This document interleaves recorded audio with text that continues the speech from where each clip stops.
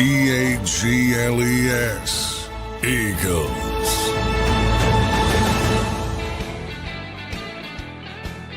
Welcome in, everybody, to a Thursday edition of Birds 365 here on JAKIB Sports. I'm your host, Zander Krause. That's my co-host, Johnny Mac, John McMullen. John, how you doing on this Thursday? The Birds are back on the field today, but we will have no access but the final day of OTAs today. How you doing, John?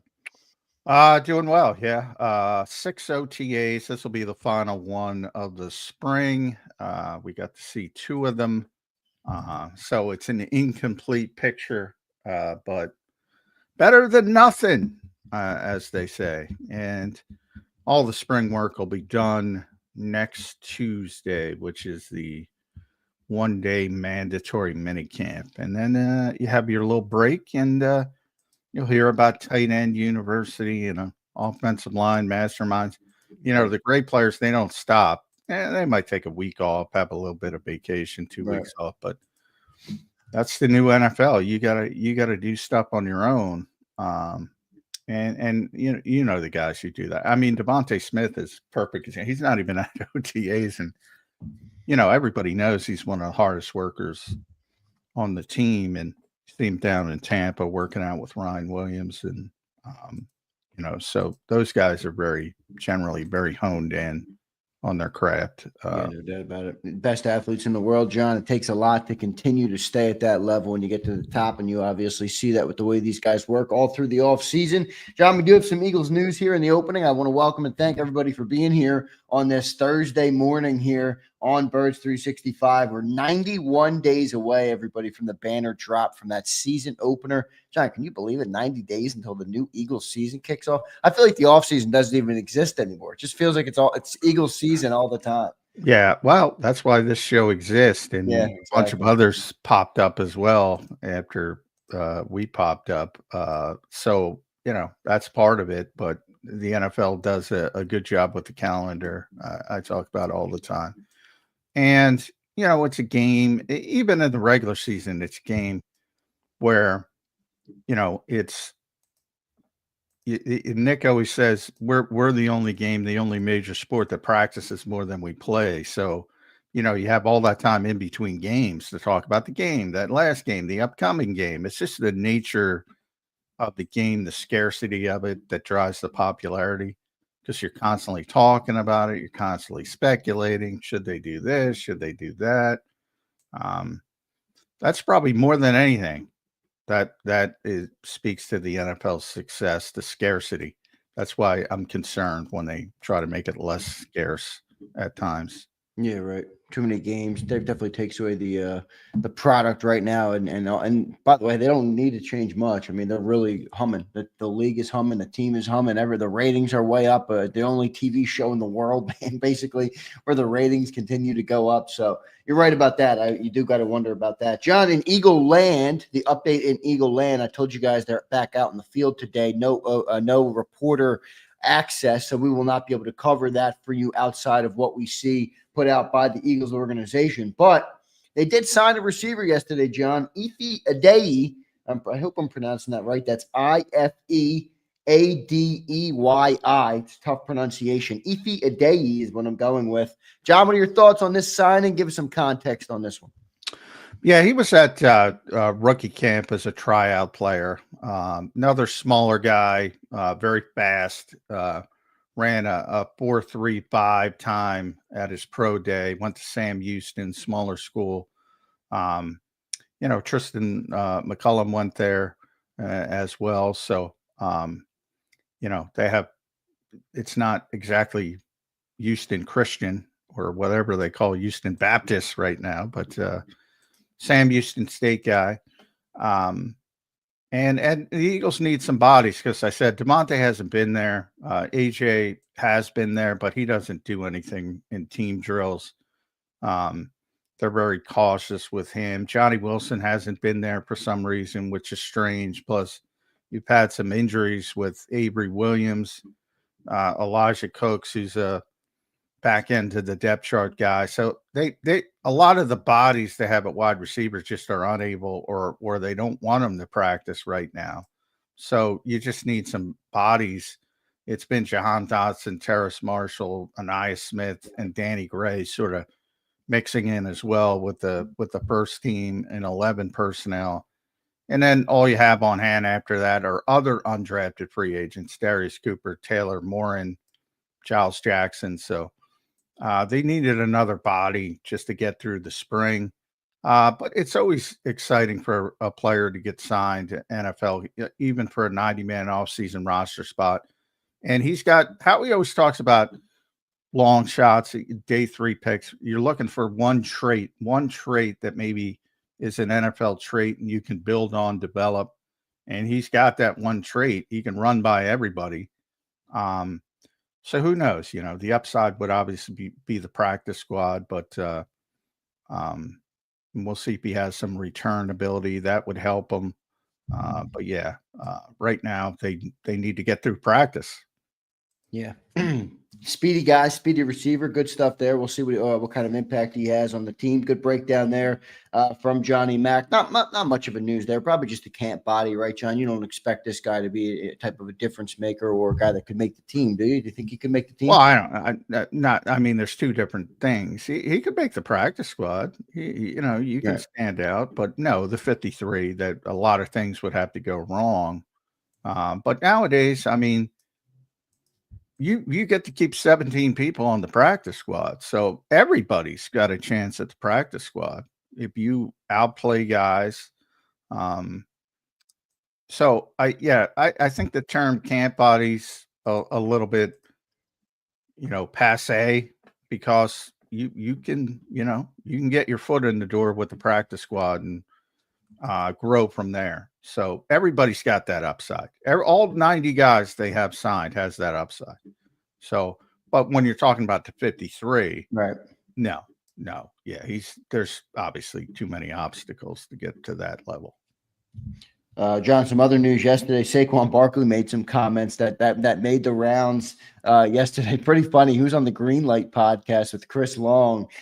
Basically asked him how long you're going to go, and he brings up Barry Sanders. He brings up, man, I think I'm going to be one of those guys that just hangs him up, Johnny Mac. Saquon, what does that mean? He said maybe next year, maybe 2 years. Do we have 1 year left with Saquon Barkley, John? What is going on with the Saquon Barkley retirement? No, I mean, Saquon loves Barry Sanders, loves him. I've talked to him about Barry a lot. Just has tremendous respect for him, and obviously he walked away early with plenty left in the tank. Something about the Lions, the poor Lions. Calvin Johnson did it. More understandable in their eras, Barry, and because a lot of bad teams, occasional upseason. Frank Ragnow just retired this year, which is now they're a good team. So they've had that kind of history. But yeah, I mean, he kind of explained that he wants to be. My assumption is that he doesn't want to hold on, like some guys hold on. He wants to play at that high level like Barry did. And when it starts to wane, he might walk away. But, he said 1 year, he said 2 years, he said 4 years. I think most of it has to do with how does he feel physically. And if it's not optimal, he's probably going to walk away quicker than people might expect, because most guys just try to play as long as they can. And I don't think he has that mentality. But I do think, from the standpoint we were talking off air before we got on, I think what this should put an end to, it won't, but it should put an end to the pitch count talk, which will be constant. It was constant last year when people talking about how can he touch the football this man? Yeah, they're going to ride him. They're going to ride him. I thought that before this, but even more so now. They're gonna give him the football as many times they need to give him the football to win a game. That's how they're going to approach this, and they're going to take advantage of the span of greatness, however it lasts, however long it lasts. If it's 2 years, it's 2 years. If it's 3 years, it's 3 years. Hopefully, it's more, but that's how they're going to approach it. And he's not going to do much in the spring. He doesn't. He's not going to do much in the summer. He's not going to do much in practice. They're going to manage him during the week. But on game day, they're going to give him the football. How many years away do you think we are from maybe seeing some of those chinks in the armor? Like, I feel like Saquon is still early in his prime with the way, I mean, he got to Philly, obviously, just a year ago. He was in New York, which maybe took some years off the back end of his career with the way you have to play in New York with that offensive line and everything. But I feel like he's still got at least 2 great years left, John, maybe even more than that. I think more than that, but I don't want to get ahead of myself. What do you think on Saquon? Yeah, it depends. I mean, the history is the history with guys who touch it as much as he did last year, which was pretty significant.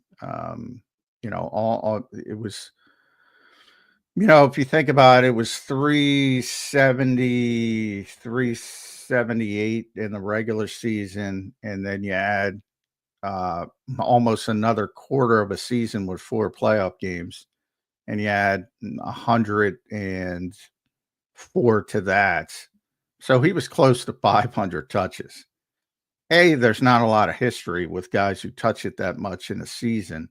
B, the ones who have, it generally isn't good.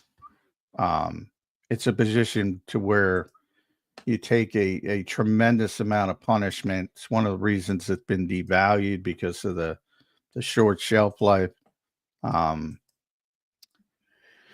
So, I mean, we have to see what that wear and tear was. He was banged up at times last year, fought through it. Anybody who plays that position and touches it 500 times. Now, he's a physical freak and all that kind of stuff, so maybe he lasts a little bit longer. Derrick Henry's been able to do it for a long time and still be successful. But a little concerned with how many touches he had last year, and we'll see how that has a bearing on him. We'll see how it all shakes out there. So with Saquon Barkley, but it was an interesting comment I made on the Green Light podcast about retirement. So we'll see about that. John, another player made a comment yesterday or 2 days ago, whenever it was, that caught my eye. All right. Jalen Carter talking about the rookie defensive tackle, Ty Robinson, made a great comment about him. He's coming. He said, have you seen him yet? Said he's working. And he said he expects him to contribute this year for that defensive line. What do you think? That's high praise from a great football player. Well, I expect him to contribute this year but as the 4th guy, which is fine as a 4th round pick, that's all anybody should be hoping for. And I think that's what the Eagles are hoping for. And then you grow from there. I do think because physically he looks so impressive. Yeah, I think it's going to be people are going to be enamored with him. But it's not a bodybuilding contest. He's got a better body than Jalen Carter, but I'll take Jalen Carter on the football field. Yeah.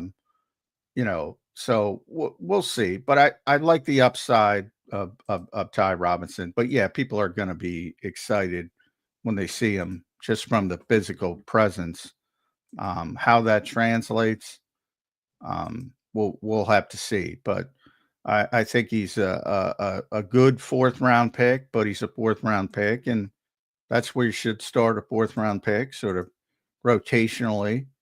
And I think he'll contribute as a rookie, and that's certainly the plan as they get into it.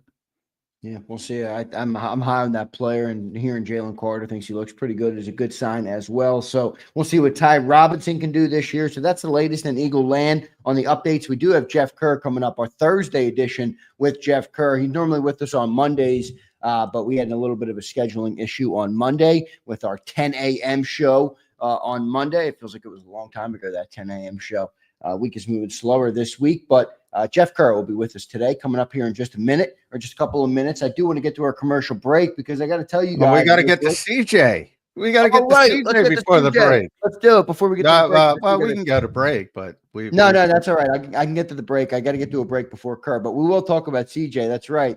CJ clapping back at Vic Fangio, Johnny Mac. I mean, this dude, the way I phrased it yesterday, John, was he's a headache. He's just a headache of a guy. He's very emotional, too, in his emotions all the time. I think he was a great player, and he did a lot of things for this team. But I do see why the juice was not worth the squeeze with bringing him back. What are your thoughts on his comments back? Yeah, I mean, you see, he's high maintenance. I don't even want to call it headache, whatever you want to call it. He's high maintenance. So, and he does, I think your description of get into his feelings too much, that's the case. But he is a playmaker. So you weigh it. And obviously the Eagles had that demarcation line. We talked about it. And the guys above it were going to get paid. The guys below it, they wanted to move on from to save some money from the guys who are over it to come, like Jalen Carter, Nolan Smith, Quinyon Cooper, etc. But yeah, I mean, that's part of the CJ Gardner-Johnson experience, man. You're going to have days where he's your best friend, and you're going to have days where he's just, he takes everything to heart. But Vic didn't say anything bad. He just said it was a salary cap thing, which it was. More cash over cap, but from Vic's perspective, from Vic, it's money. Yeah. That's all Vic sees. Which it was, and he said I had no problem with it. Because he understands the business of football as well. That's it. He didn't take a shot at the player. Constantly talks about it, but you talked about Slay on his podcast earlier, talking about who the leader in the secondary is. Well, it already was Reed Blankenship, and he just reinforced that on the field. Even when Slay was here on the field, the leader was Reed Blankenship, because if you're playing left corner, you can't communicate with the right corner. So Slay was sort of the leader in the locker room, but on the field, it was already Reed. And he said that publicly, and CJ took issue with that. It's part of the experience, man. Great player, though. I'm not going to deny that. And nobody's saying he's not a great player, but is he good enough, John, to be worth that? I call it a headache. I'll stick to that. I do think it's a headache. That's what I get from it.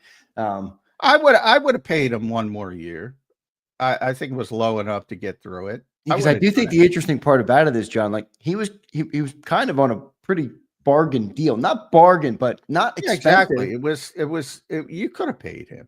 If he were if he was not high maintenance, he'd be back. I've never wavered off that. If he were not high maintenance, he would be back. So, but he creates these issues. Like, it's not like the Eagles don't like playmakers. He's a little bit difficult to deal with. Yeah, no, he is. No doubt about it.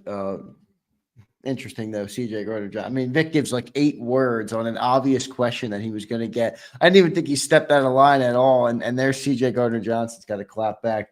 But hey, listen, that's the mentality he has. And sometimes that's been good for him in certain areas, but it's definitely a negative in other areas as well. Let's get to our commercial break. We got Jeff Kerr coming up here, but I do want to tell everybody about a great promotion at the Wildwoods this year. All right, I told you guys our spot was back for the summer. They're back to support and sponsor the shows all through the off season. So I want to tell you guys about a contest they are running over on their website. And I'm going to put the link in the chat right now. All right, so you guys can see the link in the chat. They are giving away a family vacation at the Wildwoods in 2025. You can enter on the website I just put in the chat to win a 4-day, 3-night stay in a Wildwoods hotel, motel, and prizes for the family of 4, including Maurice Pier amusement and water park passes. Who's ever been to Maurice Pier? I mean, when you're a kid, that's a staple in the Jersey Shore. Splash Zone water park passes, boardwalk tram car passes. Watch the tram car, please. Bike rental or Surrey rental. Dragon's Lair, Blacklight mini golf passes. I am a champion of mini golf, John. You might not have known that, but I'm an amazing mini golf player. Put that one in my arsenal. And then a Wildwoods Convention Center lot parking pass for 4 days. So they basically get you everything you need to have an amazing vacation at the Wildwoods. So click that link there in the chat. Go to wildwoodsnj.com/win-a-family-vacation with dashes in between the letters. But I did put the link there for you guys to click on it and enter into that giveaway. We appreciate Wildwoods for sponsoring the Birds 365 show for the summer. We'll be right back, everybody, in 3 minutes. Welcome to the Jet Setters and the High Rollers, to the Shot Takers and the Tastemakers, Welcome to the Viewfinders, the Thrill Seekers, and the Night Owls. Welcome to everything you could possibly want on one 5-mile island. Welcome to the Wildwoods. Book your stay today.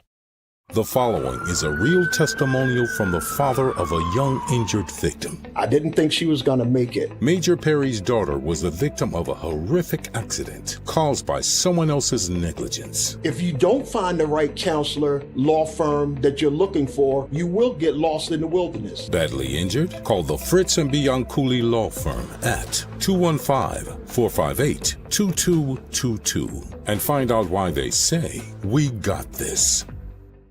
In our hometown, we all look out for each other. We go the extra mile to lend a helping hand. We step up to keep our communities going strong. And at Independence Blue Cross, we're here to keep you going strong. We've been deeply rooted in our communities for more than 85 years. And that connection to members has earned us our spot as the #1 health insurer in the region. So while you look out for your neighbors, know IBX is always looking out for you. Your financial future is on the line. Are you ready for what's next? At Leone & Company Wealth Management, we help young professionals, business owners, and pre-retirees navigate the complexities of building and protecting wealth. For young professionals, we'll help you grow your wealth, plan for your future, and make the most of your hard-earned dollars. For business owners, we provide strategies to protect your company, manage risks, and create a lasting legacy for both your business and personal wealth. For pre-retirees, we'll design a plan to secure your retirement, ensuring you can live comfortably and confidently in your next chapter. Whether you're just starting out, managing a thriving business, or preparing for retirement, we're here to help you take control of your financial future. The first consultation is on us. Get the advice you need without the cost. Let's make your financial vision a reality. Take the next step. Scan the QR code to schedule your free consultation today. And of course, go Birds.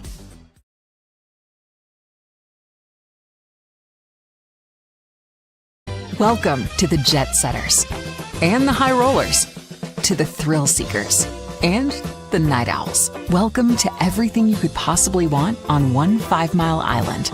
Welcome to the Wildwoods. Book your stay today. EAGLES. Eagles.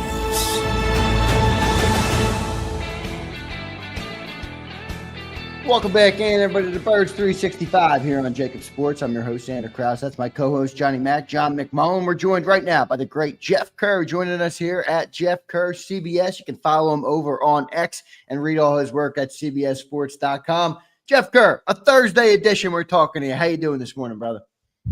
I got some advice for CJ Gardner-Johnson. Oh, there we go. He's coming in hot. Coming in hot. Quick with Jeff today. Yeah. Coming in hot. And I'm going to tie it into what I want to tell you Philly fans of every time the Phillies lose. Shut up and take it on the chin. Like, you don't have to respond to everything. Well, especially a Hall of Fame defensive coordinator who really didn't say anything bad about you. Well, exactly. That's what bothers me about it. All he did was, it was an 8-word answer. And CJ Gardner-Johnson, like, right. It's, what's the Jerry Seinfeld quote? I don't fly off the handle. Yeah, I mean, look, he's one of those guys who thinks everything's about him, and he makes it into more than it was, which was an 8-word answer that basically said, yeah, I'm okay with it. Yeah, and Vic's very blunt, whereas, probably you never know how individual people, you can go back to Vic, the ending of Vic in Miami, and people talked about that a lot, whether it was Jalen Ramsey or some of the other corners that didn't necessarily like his blunt style. I mean, I haven't said about Jordan Davis what he said about Jordan Davis in conditioning.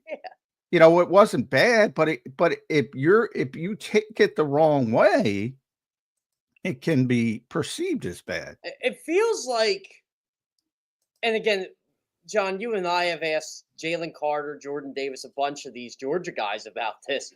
They love Vic because he coaches like Kirby Smart coaches. He tells you like it is, and some can handle it and some can't.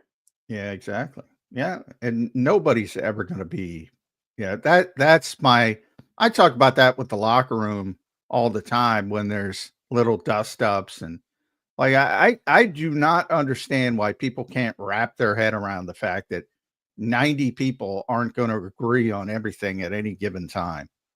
I mean, I always say look inward to the next 90 people you meet. You really think you're going to agree the entire way with them about every issue, about everything in the workplace? Doesn't work that way in the real world. Not at all. Johnny Mac and I don't even agree on stuff, but I'm still here talking to him. Yeah. Well, yeah. Well, who's right, Jeff? All right. Here's my question: was it Cap, or is CJ have some truth? You know that some people didn't like him, and that's why he got out. I happen to think CJ might be right, even though he was a little. I think they're both right. Yeah, there's nothing wrong with that, but you don't have to take a side. But again, just some things. I don't know. Some things just don't need to be said. Like it's like what John said. CJ's high maintenance, and you just got to deal with it. Like I don't have anything bad to say about the guy. I don't have anything good to say about the guy. Well, here's the way CJ works. You know, so Vic gave his 8-word answer, which had nothing to do with scheme, and he starts talking about scheme on Instagram. It's like, well. I mean, Vic's been around for 40 years. He's the first one to tell you that you need good players to make anything succeed. He has that resume. He's been a coordinator for 20 plus years or running defenses for 20 plus years. He hasn't had the number one defense every year. Like he knows that's his first number one defense. He knows he needs players to make it succeed. So the first thing I thought about when CJ did his little comments on Instagram, I listened to his Texans press conference. I think it was about 6 weeks ago, and he was saying how he matured, he changed, and I'm like, okay, you're trying to sell something to the media, whatever. But I'll give him the benefit of the doubt. Maybe he did. Maybe the trade humbled him. Didn't humble him at all. No, it did not. So you know. Again, it's the true colors always I come think, out. you know, that part of it is, you know, that I think that helps fuel his play. I do. I think he's a good player because of his mindset. So, you know, there's some give and take there. He's got a chip on his shoulder, and I think that helps him on the field. Off the field, I think it hurts him. So, you know, but how do you better balance that? That's why he's gone. Yeah, again. I've always said about CJ, just someone who, you know, I was in locker rooms once. I always said I'd love to have him as a teammate. I don't think I'd go out and get a beer with him. I think a lot of his teammates would say the same thing. You know, but and for those who didn't see it, he wrote, I was a test dummy for them.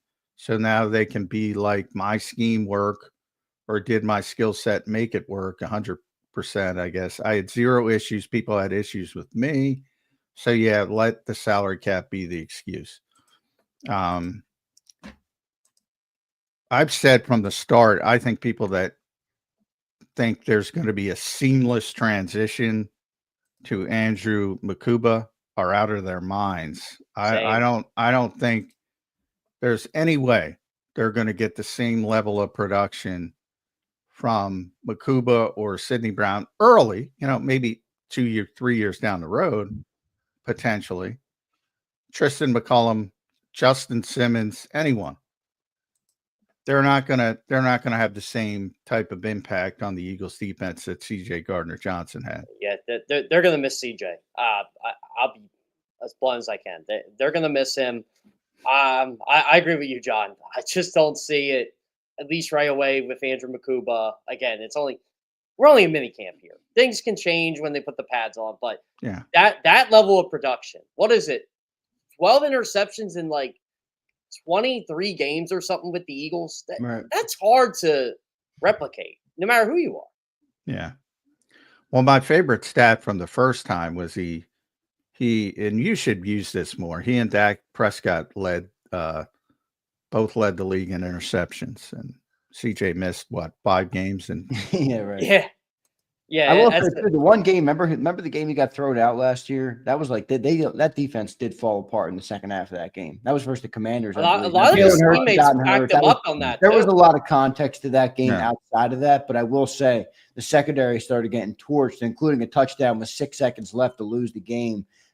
When CJ well, and there, to be fair to the Eagles, I mean, he was a little bit undisciplined, a little bit freelancing, but hey, yeah, big playmaker, but he did get beat. I think he got beat in coverage more times than anyone else in the secondary. And Yeah. look, I still don't have an issue with CJ having an issue with getting traded. Like, I'd be upset I got traded too, but sometimes you gotta look in the mirror and say, okay, what did I do to get myself traded? Why am I on so many organizations in so many years? yeah, and it's not just Philadelphia; it's New Orleans. It's Detroit was probably more the injuries, but nonetheless, it was 1 year, twice here in Philadelphia. New Orleans obviously didn't want to extend him off his rookie deal, so it's more than the Eagles, and I'm sure D'Amico Ryans will find out pretty quickly, but he'll enjoy the playmaking aspect of it. And they need him. I think he's really going to help that defense. I think he's really going to help that team. They have a good secondary on paper, man. They really do. My only problem, I mean, and look, CJ is an emotional dude, but he was a great player. But my only problem with what he said is he insinuating that the scheme worked because of the talent he brought, and he's not, considering that they have Jalen Carter, they had Zach Bond, 2 all-pros last year, they had great edge rushers, they had Quinion and Cooper DeJean, Reed Blankenship was great next to him, Jacoby Dean was great last year. Like, you were a part of a great defense. It's okay to say that, but he acted like they're going to say the scheme worked, but it was really my skill set. I don't think so, CJ Gardner-Johnson. Well, I think part of it is his individual part of it, but I think he knows from a bigger part. He means it's about the talent more than the scheme, which I agree with. And by the way, Vic agrees with. So, I mean, we all know you can run the same scheme and not have good players, and Vic's probably going to get more out of them than most coaches, probably all coaches, but they're not going to be that good. If you don't have good players, you can't just scheme up great play. You need good players. That's why I'm going to laugh this year, because I know the responses will be coming. I know the tweets will be coming. I'll see it. They should have kept CJ. They should have kept CJ. Every time Sidney Brown or Andrew Makuba or Justin Simmons or whoever's back there struggles, it's going to happen. And I'm probably going to agree with a lot of people because, I know why they did it. John, you know why they did it, but it's hard to replace a player like that. Saints, Eagles, Lions, Eagles, Texans. Who will be next on the CJ Gardner-Johnson hit list? I mean, and you know what? He's going to have a long career, but he's going to be like, I don't want to compare him to because I know the guy personally, but he's today's Andre Rison. Yeah, he's high maintenance. There's a lot of high maintenance players. A lot at receiver. We talk about it all the time. Look at what's going on with Stephon Diggs this offseason. There's a guy, tremendously talented, bouncing around. Look, when you're high maintenance. You guys have a theory on what that was? Yeah, there's it's not hard to find out what it is. But I don't want to I don't want to speculate. I figured the NFL would be on top of it, but yeah. Well, there's not much you can do. I mean, yeah, exactly. What can you do about it? It's personal. But for an individual team, do you want to put up with that kind of stuff? Well, my colleague Tyler Sullivan loves the Stephon Diggs drama because he goes, how am I supposed to tell people a 3-14 team is going to be good this year? So yeah, it's great all-season content for him. He wrote columns on it. He's been bashing Diggs left and right, saying, I know the Patriots are desperate, but this is why they're desperate receiver. Like, good teams don't do this type of thing. The whole 9 yards. Yeah. Great receiver. Great route runner. One of the best route runners I've ever seen. But, yeah. Stephon Diggs to me, this is like the T.O. stuff. Okay, T.O., I can buy it with the 49ers. You come here and you force your way out and you're causing problems. Okay, it's definitely you. You'll never admit it's you, but it's definitely you. and you got everybody to side with you, even though it is you. Oh, by the way, you had the same kind of exit with the Cowboys, just not as high maintenance, and you just bounced around. And great player, but man, sometimes you gotta look in the mirror. Yeah, I agree. Yeah. It was Donovan's fault. It's Donovan's fault. It's like, all right, T.O. I also don't think Stephon Diggs is as good as T.O. I mean, Stephon Oh, Diggs, no, he's not. I mean, T.O.'s a stud. Well, it kind of ties into the Gardner-Johnson point of like, you can be a headache or you can be emotional, whatever you want to call it. I call it a headache because it gives me a headache just reading the post from him. But you got to be good enough for it to be worth it, and teams have clearly opted that it's not worth the headache with C.J. Gardner-Johnson. But anyway, I digress. Jeff, I do want to move on to Saquon Barkley. Did you hear his comments, Jeff? What if Saquon has 2,500 yards again, and at the end of next season he says, "Thank you, Philadelphia. I'm out of here." One, I think people are blowing this thing really out of proportion. Two, as someone who talks, look, I've had this off. I don't even want to call it off the record. We've had discussions about Barry Sanders before. Saquon loves Barry. He loves Barry. Yeah. Yeah, he loves Barry. like Barry's his guy. So I'm not surprised he said that. And look, I think it's more. I want to retire on the top of my game more than anything else. Exactly. And I just think people like to blow things out of proportion. Oh, he might retire after next year. I'm like, he didn't really say that. I don't think he really knows. But he said he might retire next year, 2 years, 4 years is what he said. Exactly. I mean, he has a lot of reasons not to retire after next year. It's about 20 million reasons. But look, if he still thinks he can play at a high level after next season, he's going to keep playing at a high level.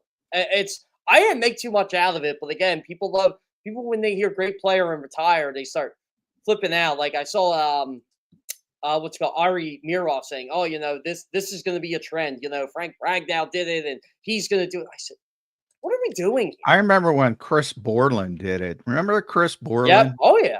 Had a great. I think the amount of money players make now compared to the future, or compared to the past, might actually prove Ari to be correct.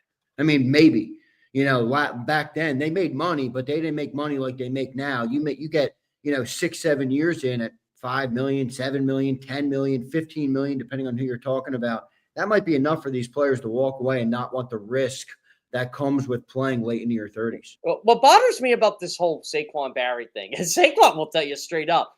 He'll say to you, "How old was Barry when he retired?" People forget that aspect of it. Barry was 31.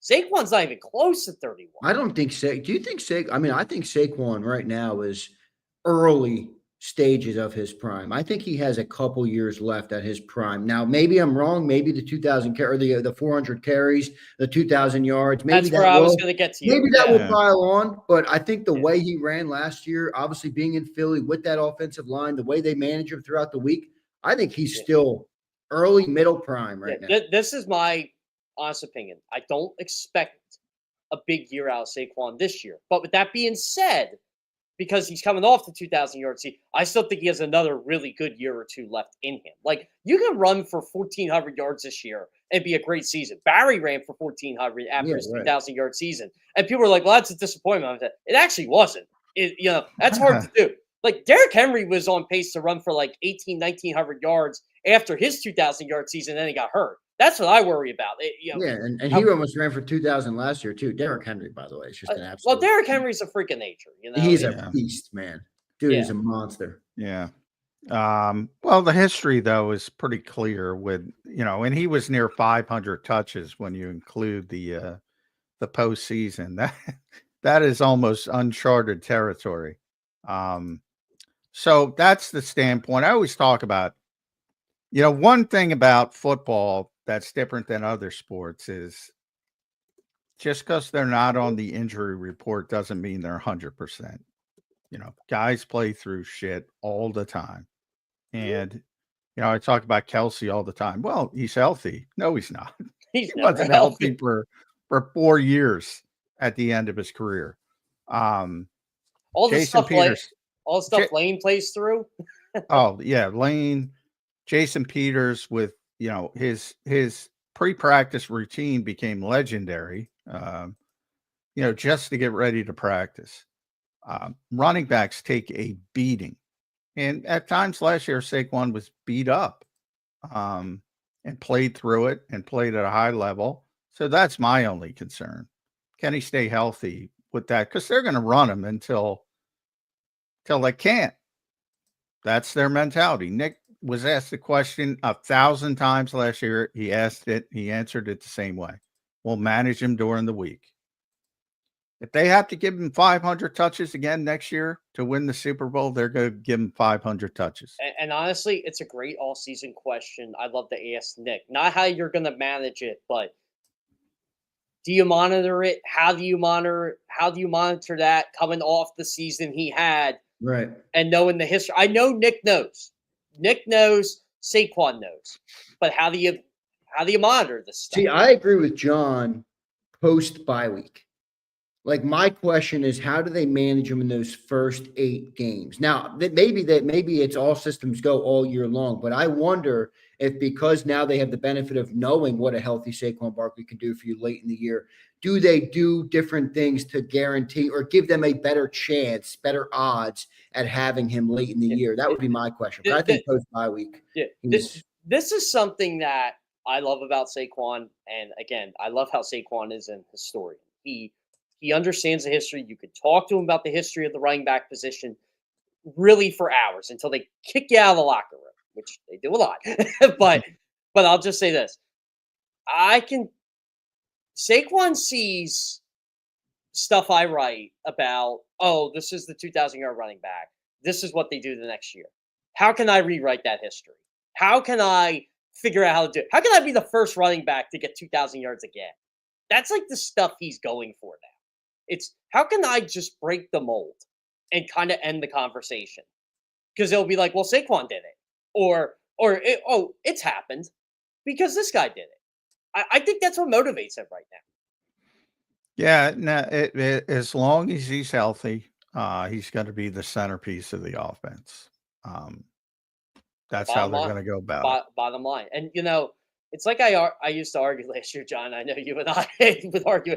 Remember the whole 67 net pass yards thing? I'm like, okay, well, they ran for 300.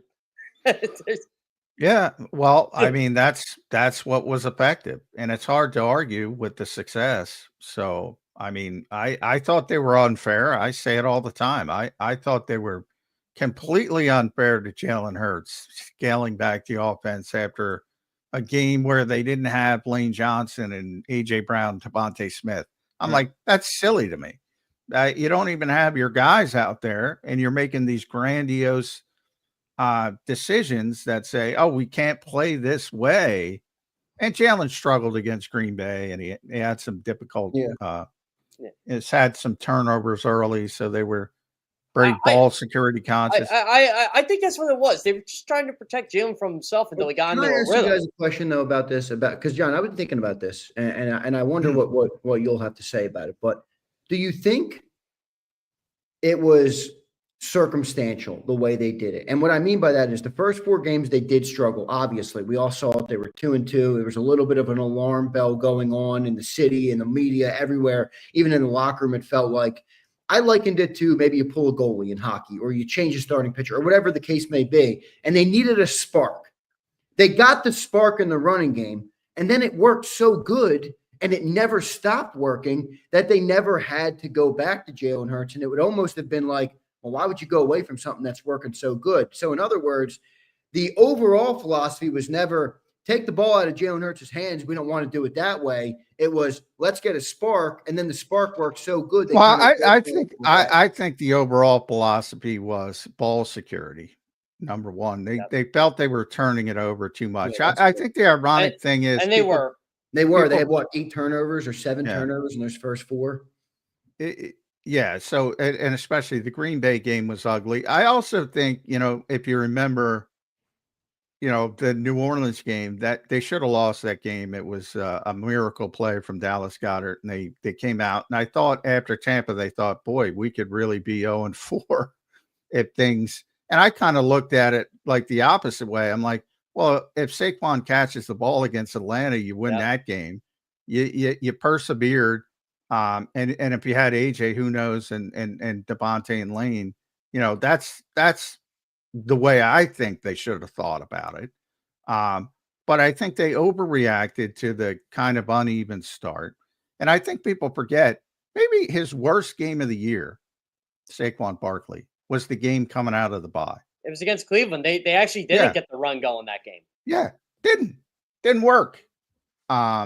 It was even worse than the Super Bowl, I think, statistically. Yeah, it was his worst game of the season. Quite honestly, John, and I remember like you and I didn't have much to say after they just pounded the Giants, except we were just talking about Saquon's brilliance. But I'm like, that might be, and I kept thinking to myself, it's still early, but that might be the game where they might just go to the run. Then they just went nuts. Yeah, Giants help everybody get healthy. I think he had 170 something against the Giants, and then he was off and running. Had not a great game, but a good game against Cincinnati. Had a great game against Jacksonville. Blowout game in Dallas. They rested him there. Huge game against Washington. Huge game against the Rams. Over 100 against a great defense in Baltimore. Big game against Carolina. Little setback against Pittsburgh, but the passing game, that was the passing game when that took off. That's still my favorite Jalen Hurts quote of the year. Just comes up to the podium, so that's what y'all wanted to see, huh? Yeah. So I mean, but again, it worked. So it's hard in hindsight to blame the Eagles. Can I just go on a Saquon tangent for a second? How selfless he was last year. He could have ran for 200 against the Giants, passed on it that first game. He could have ran for 2,000 yards. Now he's kind of convinced not to go for the all-time rushing record. I mean, but I don't get. By the way, Jeff, I'll go on my own. There's so many of these. Oh, you got to manage his touch people, and then on the back end, they're saying, "Oh, he's got to break the record, the meaningless game."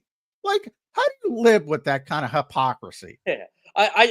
He's not sitting in the fourth quarter. He's sitting in the fourth quarter. Of course, I say to him, after he's talking about taking one for the team after I'm like, there's a really good chance you may never run for 2,000 yards again, right? That was a nice little smile I got. So. But do people not recognize their hypocrisy? I don't know. It's amazing to me. Like on one hand, you're saying, well, you got to manage his touch. And on the other, well, he's got to break the record. He's got to break the record. And this meaningless record, even though they got bigger fish to fry in the play. Oh, by the way, he's really good in the playoffs, too. Yeah, it's amazing. Yeah. Anyway. I mean, by another selfless Saquon act. Could have ran for about 190 too hard against the Packers. And that's another thing about Saquon, to his credit. Like, he might be the biggest star in football right now with the Madden crap and the Saquon stuff and, just turned into a superstar that everyone thought he would be coming out of Jeff's alma mater. He was a superstar in Happy Valley. I don't think he's ever experienced this global. But this is what people envisioned when he came out and he was number 2 overall and going to New York and all yada yada. And this is what people envisioned. And he could be high maintenance, but he is the opposite of high maintenance. He is the opposite of high maintenance. I tell people it's probably one of the more humble people you'll ever meet. And it's funny. And maybe all this changes him, but I doubt it. I don't think so. It's, James Franklin always says to his players, now, you see 26, you see that guy, be like him. And a lot of his players, they try to be like Saquon Barkley. It's not a bad thing. Yeah, so I give Saquon credit for that. Let's talk about OTAs. You were there. You saw the big OTA practice.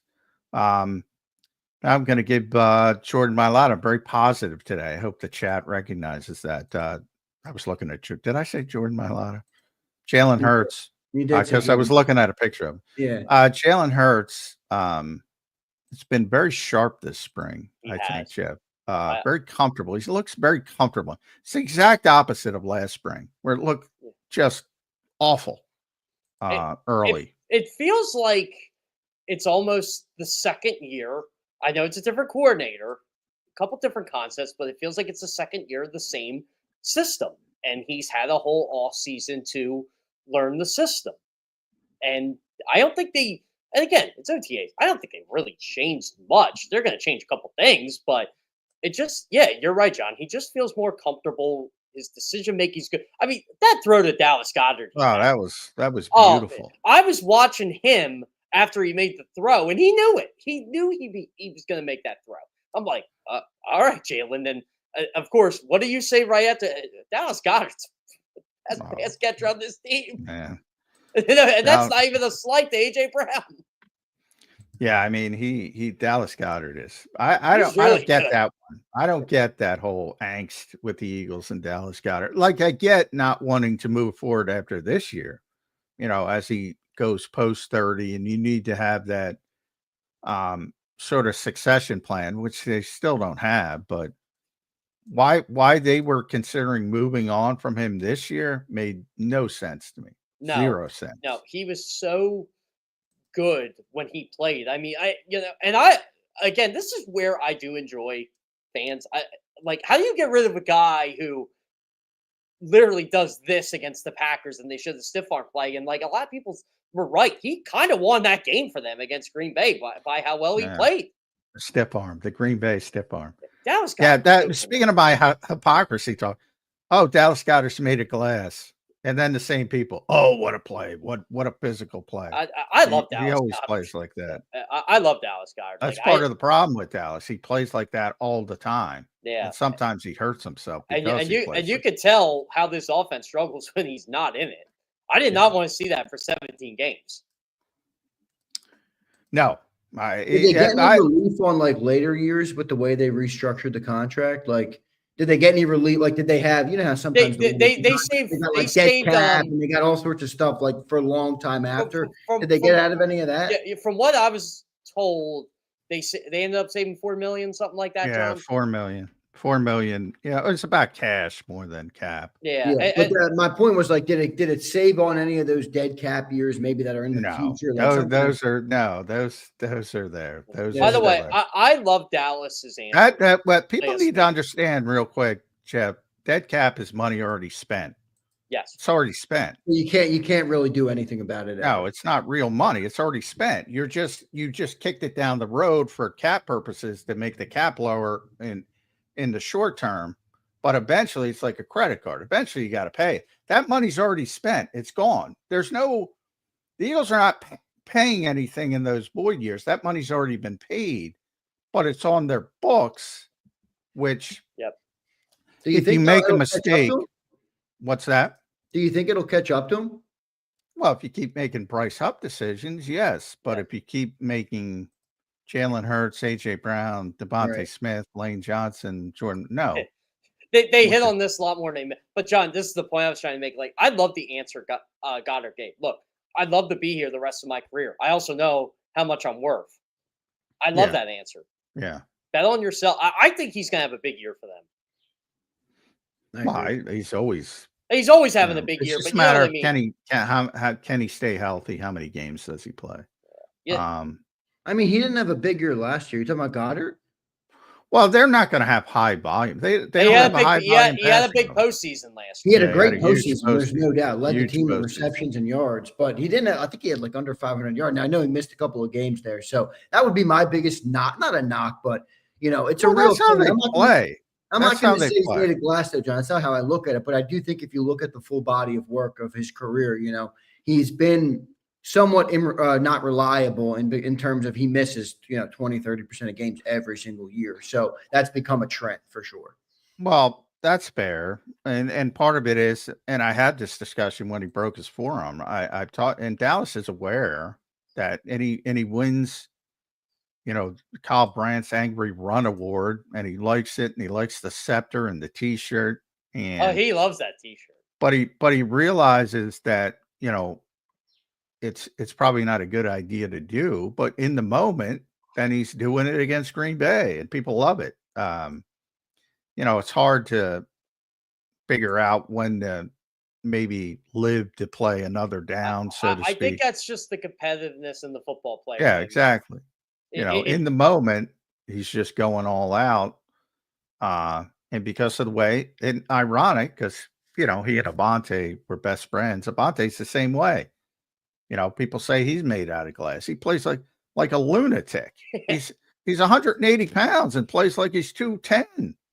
I call him the smart Sidney Brown. Yeah, exactly. It's what he is. It's Yeah. So part of that factors into it. But as far as the volume, yeah, any of the Eagles receivers, they could do more elsewhere in a higher they don't have a high volume passing offense, and they're not going to. Speaking of that high volume passing offense, I know AJ's kind of off to the side in team drills. Devontae, he's training with superstar Alabama player Zander. So but Jahan Dotson to me has looked pretty good. Oh yeah, he's a good player. I've been saying that for weeks. Yeah. I don't know why people, other than like they expect them to have a high volume passing offense, like they expect numbers. Yeah. Your numbers are with Saquon 2,504. Those are your numbers. Yeah, I like to say this to a lot of people when they love to brag about what Josh Allen does numbers wise and Joe Burrow, and I'd rather have that. I'm like, I'm sure Josh Allen, Joe Burrow would love to have Saquon Barkley on their team. Oh, yes, they would. I mean, look, there's a reason why the Bills and James Cook are kind of at a stalemate. They're like, okay, yeah, you're good, but you're not Saquon. You're not Derrick Henry. You're not in that upper echelon. You may think you are, but you're not. No. Well, the Eagles had it. The Eagles had a tremendous rushing game in 2021, 2022, and 2023. You saw the difference in 2024. They were one of the best running teams in the NFL during the whole Nick Sirianni era, basically from week 7 of his first year on. They have more 200-yard rushing games than anybody else before Saquon Barkley over that span. But you saw the difference. I actually, when Saquon did this whole, I could see, the top 5 individual season. I'm like, you know what? I got some beach house property to sell you there because I can back that up. There's a lot of numbers where you're just like, wait, they did what? Or they matched this, or they're the first team since this. Everybody laughed at him. I'm like, look, Saquon's a story into the game. Just saying. He doesn't just say it for a hot take. No. And that's where the numbers are going. So you can't expect a running back to have the highest the best year in NFL history and expect the passing attack to be Joe Burrow, Josh Allen. Like, doesn't work that way. No, and like people that slam, and it's not Eagles fans, it's outside of here. It's slamming Jalen Hurts for it. Oh, he doesn't do this, he doesn't do this, and then like, well, wait a minute, does he have to? No. What do you think it's going to be this year, Jeff? Because I do think teams are going to come into the games, all right, and say, even if Jalen has proven, all right, that he can beat you in the air, I still think that's going to be their first thing they try and take away is the running game. So in my estimation, a bigger year is going to be needed and used this year in the passing. Well, do you agree? What do you say? Oh, no, this is how I see it. So I saw 2 teams that really committed to trying to stop Saquon Barkley last year. And they had varying degrees of success of that. The Pittsburgh Steelers and the Kansas City Chiefs. And the defense was just unbelievable, both those games. I mean, Russell Wilson stinks. Let's just call a spade a spade. Well, I think the Kansas City defense was awful. Yeah, I do too. And I think they knew they were awful. And look, I talked to some people on the Chiefs about this leading up to the game, and they're like, "Yeah, we're worried about stopping Saquon, but the quarterback's pretty good too." And I'm like, "Oh, I don't want to hear I don't want to hear another Spagnuolo Vic Fangio comparison in my life. No, that's a joke. That was a joke before the Super Bowl. It's a joke after the Super Bowl. I'm sorry, but people can't wrap their heads around that because they won Super Bowls. They won Super Bowls. Vic gets the most out of whatever he has. That's what coaches are supposed to do. Doesn't mean you're going to win because you need talent to win. But if you gave coaches, you can't do it. Same thing with players, same thing with quarterbacks. If you gave coaches the same group, then you could really gauge Vic's going to beat everybody. Vic's going to beat everybody. I'm a selfish media guy, John. I hope Vic Fangio is the Eagles defensive coordinator for 10 years just based on press conferences like the one he had. Well, he really is. That part of it. That part. I love everything is the hidden fortress, the top secret. Vic Fangio. Nah, he's out. Blows it all up. Blows Yeah. it all up. Well, that's probably why, he can't be a head coach, and you got to be more political. But yeah, I mean, talk about you asked Nick about Jihad Campbell, and he's like, I don't want to put a timetable on it. You ask him about N'Kobe, I don't want to put a timetable on it. Vic, That's probably the right way to do it, to be honest, because you Yeah. don't want to put pressure on the player. If you say August, if he's not back by August, we're all going to be saying, where's Jihad? What happened? So, probably as a head coach, it's better to err on the side of caution. But yeah, for our purposes, Like when I asked Vic is a treasure. Like when I asked Vic the other day about Jordan Davis and the pass rush, he goes, "Yeah, I know some people here don't actually believe that you can get better in practice." I'm laughing when he's saying it because it's true. Yeah, it's great. Well, he's probably taking a dig at people in the building too when he's. Oh yeah. Oh no, I thought it was. I'm like, I'm Yeah. laughing for multiple reasons on this. He was laughing. I think he smiled because I was laughing. I'm like, yeah, I agree. You get better in practice. I hate to tell people that. Yeah, I've yet, even with the newer coaches, the younger coaches, I say it all the time. I have never met the coach who doesn't want to practice. So, and I don't think I ever will. So when Nick plays the political game and says he's doing it because it's an organizational belief. But again, it's hard to criticize the Eagles. Results? That's what I mean. Don't you think he sees the results too and does? Still wants to practice. Still wants. I know, to but if I'm a coach, I want to practice. I also want my players to be available in the 2 Super Bowls I was in the last 3 years, and for the large part, they were. So I can't. It's tough for me to go against that. The logic tells me you're doing the right thing. I tell you what, I've been assistant coach of basketball for 5 years. I enjoy practice so much more than I enjoy games. Well, for multiple reasons. I'm not saying John's wrong about coaches wanting to practice. I'm just wondering if he grapples with, well, the objective reality is that it's helped our team so much. Why would I put what I want, before that? Well, I think you saw it a little bit last year where they increased practices coming off the collapse. It's not dramatic because you have so many limitations from the CBA. I think part of it is acknowledging the CBA as well, and the fact that you can't practice as much as you could in the past. So then it becomes more of a cost benefit. Well, we can't prepare like the way we want to anyway, so you might as well get everybody as healthy as possible for the opening of season. That's the way the Eagles operate. And then you sort of get incrementally better. And that's what happened. Vic says, I didn't know we were going to be really good till we said week 6 or week 7. You get incrementally better during the season. September is like an extended preseason. Yeah, exactly. So I think most of it has to do with the realization that there are no more 2-a-days. You can't practice. You don't get the quarterback 2 weeks after the season ends. You can't. Talked about that with DiFilippo years ago. It's like we used to get these guys back in the building 3 weeks later and work with them the entire off season. And yet that's when you had these difficult, complicated Bill Walsh offenses. Well, you can teach people. Now it's all dumbed down college stuff because you don't have time to do anything else. I still remember the days where free agents could go into the building and actually meet people and sign with a team, and the next day they're out practicing. Yeah, it's great. It's I loved it. Different than it used to be. Now, from the standpoint of protecting people's body, but then again, you got guys. Jim Marshall just died. I had the luxury of knowing Jim. Great dude. I always say, do not shake that man's hand. Rest in peace. You can't anymore. I met him when he was like 60-something years old.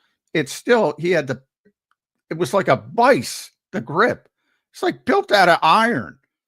He didn't make the Hall. He's not in the Hall of Fame. No, he's not. It's crazy. Yeah, which is crazy because it's almost like we can't put everybody in the Purple People years in the Hall of Fame. And I'm like, why not?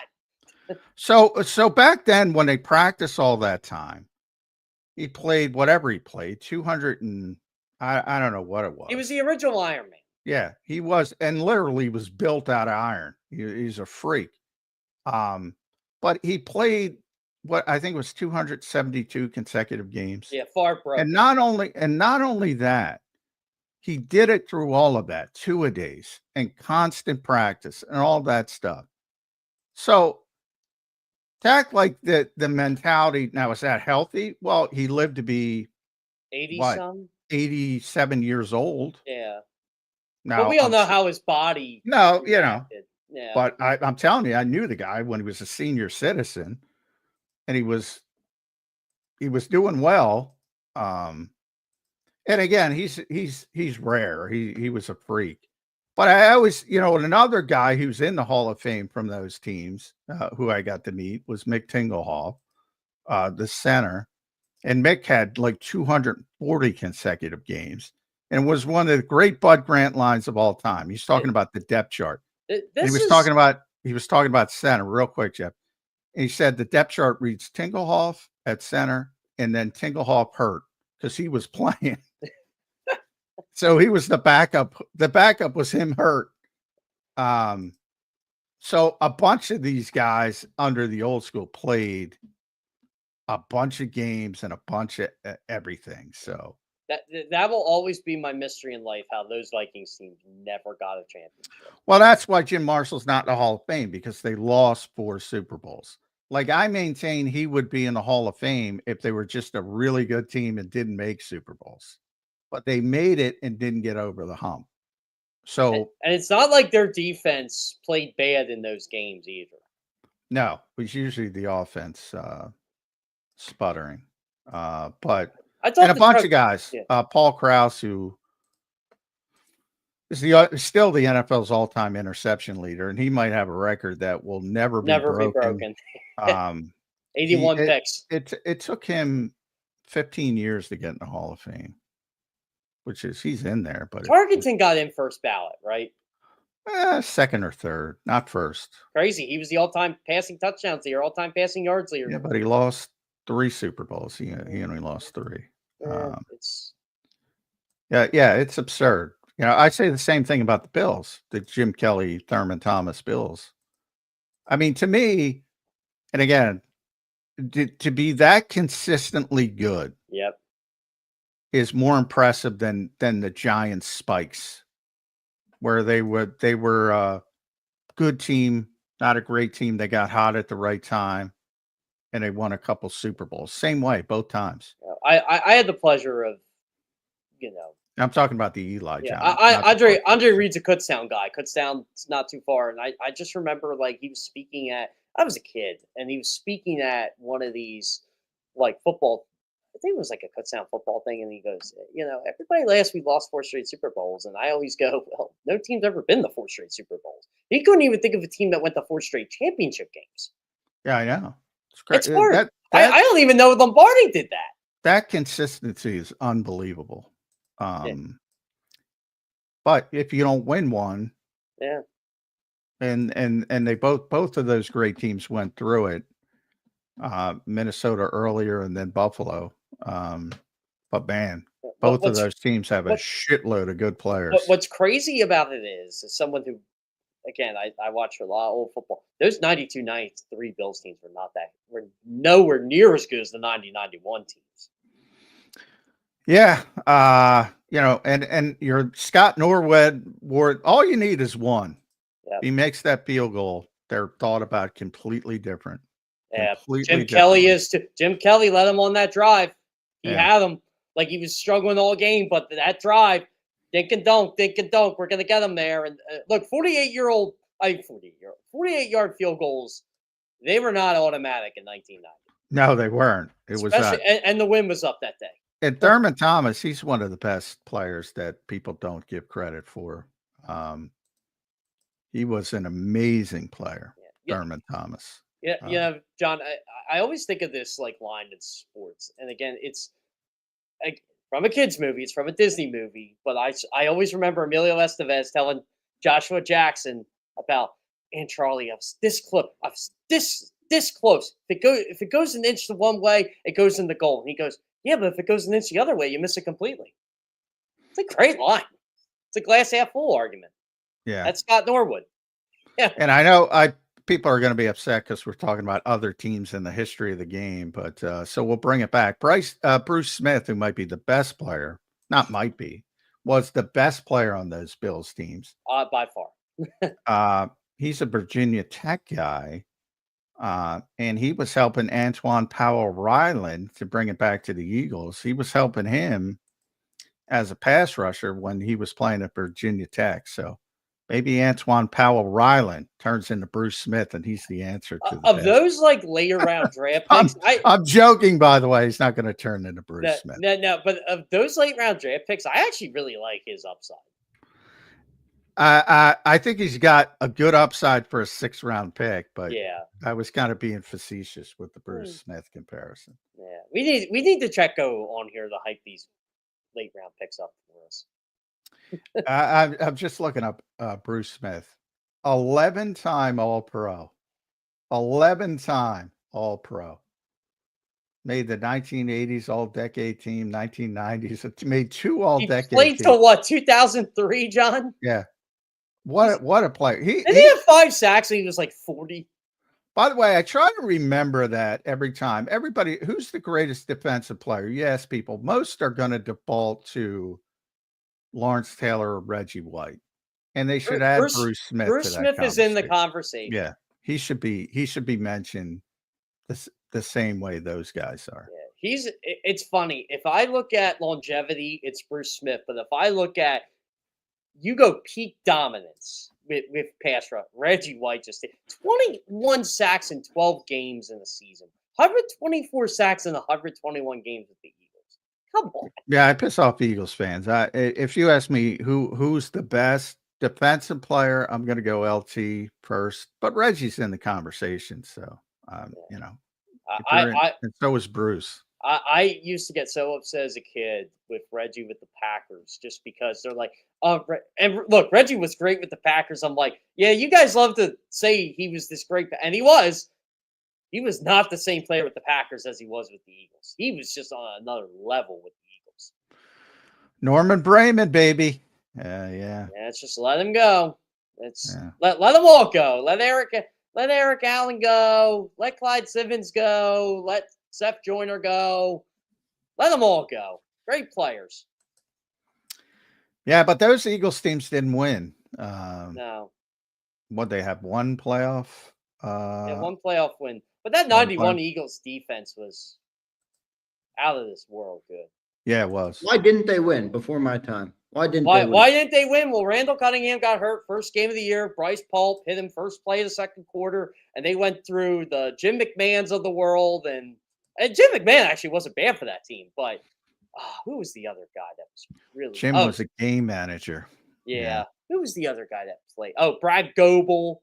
Oh, man. Gable, yeah. Brad Gable. That's it. Brad Gable. I always forget the guy's name. But, man, it was – I'll tell you what, Zander. They still had a chance to go to the playoffs. And they played the Cowboys in a cold day at the Vet. It was like week 16 or something. And this – I always say this started the Cowboys dynasty. The Cowboys went in there and scored 20 points off that defense, and the Eagles could not do anything on offense. And I think it was the only game they gave up 20 the whole year. And Emmett started being Emmett against them. I'm like, gosh. You know.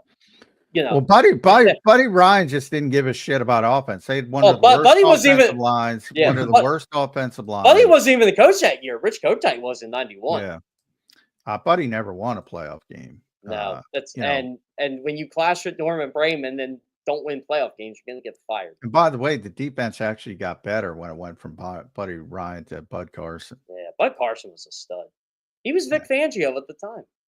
Yeah, Bud was big time. I'll say this too, Zander. Randall Cunningham was a freak of nature. That's why I always get upset over the whole Michael Vick. Like, oh, Michael Vick's better than Michael Vick was not better than Randall Cunningham. I'm sorry, he was not. But Randall was not the same guy after he tore his ACL. Still good. John covered the 98 Vikings. Right. Yeah, he had a great season. I still think the 98 Vikings win the Super Bowl, though. Brad Johnson's the quarterback. I believe they might not win as many games in the regular season. They might be 13-3 instead of 15-1. Randall was not good in that conference. No, he was terrible. He was terrible in the championship game. Had Randy Moss a couple times. Should have won that game easily. They were up 10 in Um, that game. Yeah. Brad would have won that Super Bowl. That pisses people off too. But That in a 98 different season. city. Sounds But then like Brad, people forget Brad Johnson was the starting quarterback on that team, and then he got hurt. And they were good. They were not good. They were great. That was the best team I ever covered till I got to see last year's Eagles. And I debated the 2022 Eagles. I thought maybe that they're better, but I would lean towards Was towards last the year the 98 best team Vikings. you've ever covered, John? Yeah. Oh yeah. John, did you year's- cover the 97 Vikings when Randall Yeah. came back? Yeah. Was it Randall that started the playoff game that year? Oh, you're talking about 90, not the year after? No. They went to Jeff George. 97 when they played in the Meadowlands, that playoff game. No, that was the blowout game. Yeah, the year before Randall. Well, Randall came back. In They got blown out in the NFC Championship game. If that's what you're thinking, but No. I was thinking the year before 98. They made the playoffs. The Giants won the NFC East, but they played the Giants in the wild card game. Oh yeah, that's the game they won, and then they lost to. Then they got blown out by San Francisco. That's what. Yeah. I think. Now Brad, I think I'm trying to. I don't remember. I'd have to look that one up. How many years But did they you were cover? they were like a 9-17 that year, something like that. Yeah, they were. What They was just your snuck What was in. your first year on the Vikings beat? Oh boy. Denny Green 92, so 94 maybe. Yeah, so you somewhere in did. there. So you did cover the year Randall came out of retirement, 97. Yeah, I mean Yeah, Randall he came mid season, right? Randall was spectacular, throwing deep balls to Randy Moss and And Chris 98. Carter and Yeah. Jake Reed. And Jake Reed. Yeah, they had the three receivers. Brad sort of 97 was Brad's coming out party, as I remember, because Brad Johnson was like, I don't know, like a 9th round pick, maybe. I thought he was later than the night. I thought he was like 10th or 11th. Yeah, that was when the draft was longer for people that don't understand. And he sort of was just really, really smart. And, they had a couple crappy quarterbacks. I think they had Todd Bowman, who actually had some decent, games, but they had a lot of, talent, and they were just on the verge of getting good. And then the next year they took off, and it's one of the best teams ever that didn't win. Yeah, John, funny story about those Vikings teams. So I've had the pleasure of meeting Robert Smith a couple times in the media. I remember meeting him at the Super Bowl because we would talk on Twitter and stuff. And I'm going, this is probably the highest I've ever felt in my life. I'm going off about how good he was at the Vikings, all that. He goes, forget about that. I want to know. I think it's impressive as hell you bowled the 300 game. I'm like, he did he? Yeah, yeah. I was like, what the? I'm like, okay, dude, you ran for 1,500 yards in your final season in the NFL, and you were just like, yeah, I'm done. He was a great athlete. He was a great athlete. Yeah, I told him the only downside to him is he went to Ohio State. Yeah, he could run, man. That Yeah, dude could run. Also threw up a lot on the field. Constant. Yeah, he would tell stories about that. Yeah, constant throwing up on the field. Anyway, we digress. But Eagles last year, best team I've ever covered by far. One of the best teams ever in the modern. I feel like that's pretty cool for you personally, John. No, or how do you view that? Like just covering a team that you think will be in the history books, one of the best teams you've covered. Obviously, just talked about how many covered a lot of teams. Is that an honor? Like how do you feel about that? No, I just look at it as you're watching history, so that part is pretty cool. But no, I don't. I mean, like I tell everybody, it's I root for people, so like there's a lot of people down there that I like, and I hope they do well. And there's a lot of people in Minnesota that I liked, and I hope they do well. and there's a lot of people in Tampa I like, and I hope they do well. It's pretty easy for me to not get caught up in the team. You know, to me, it doesn't change if you're the best team ever or you stink.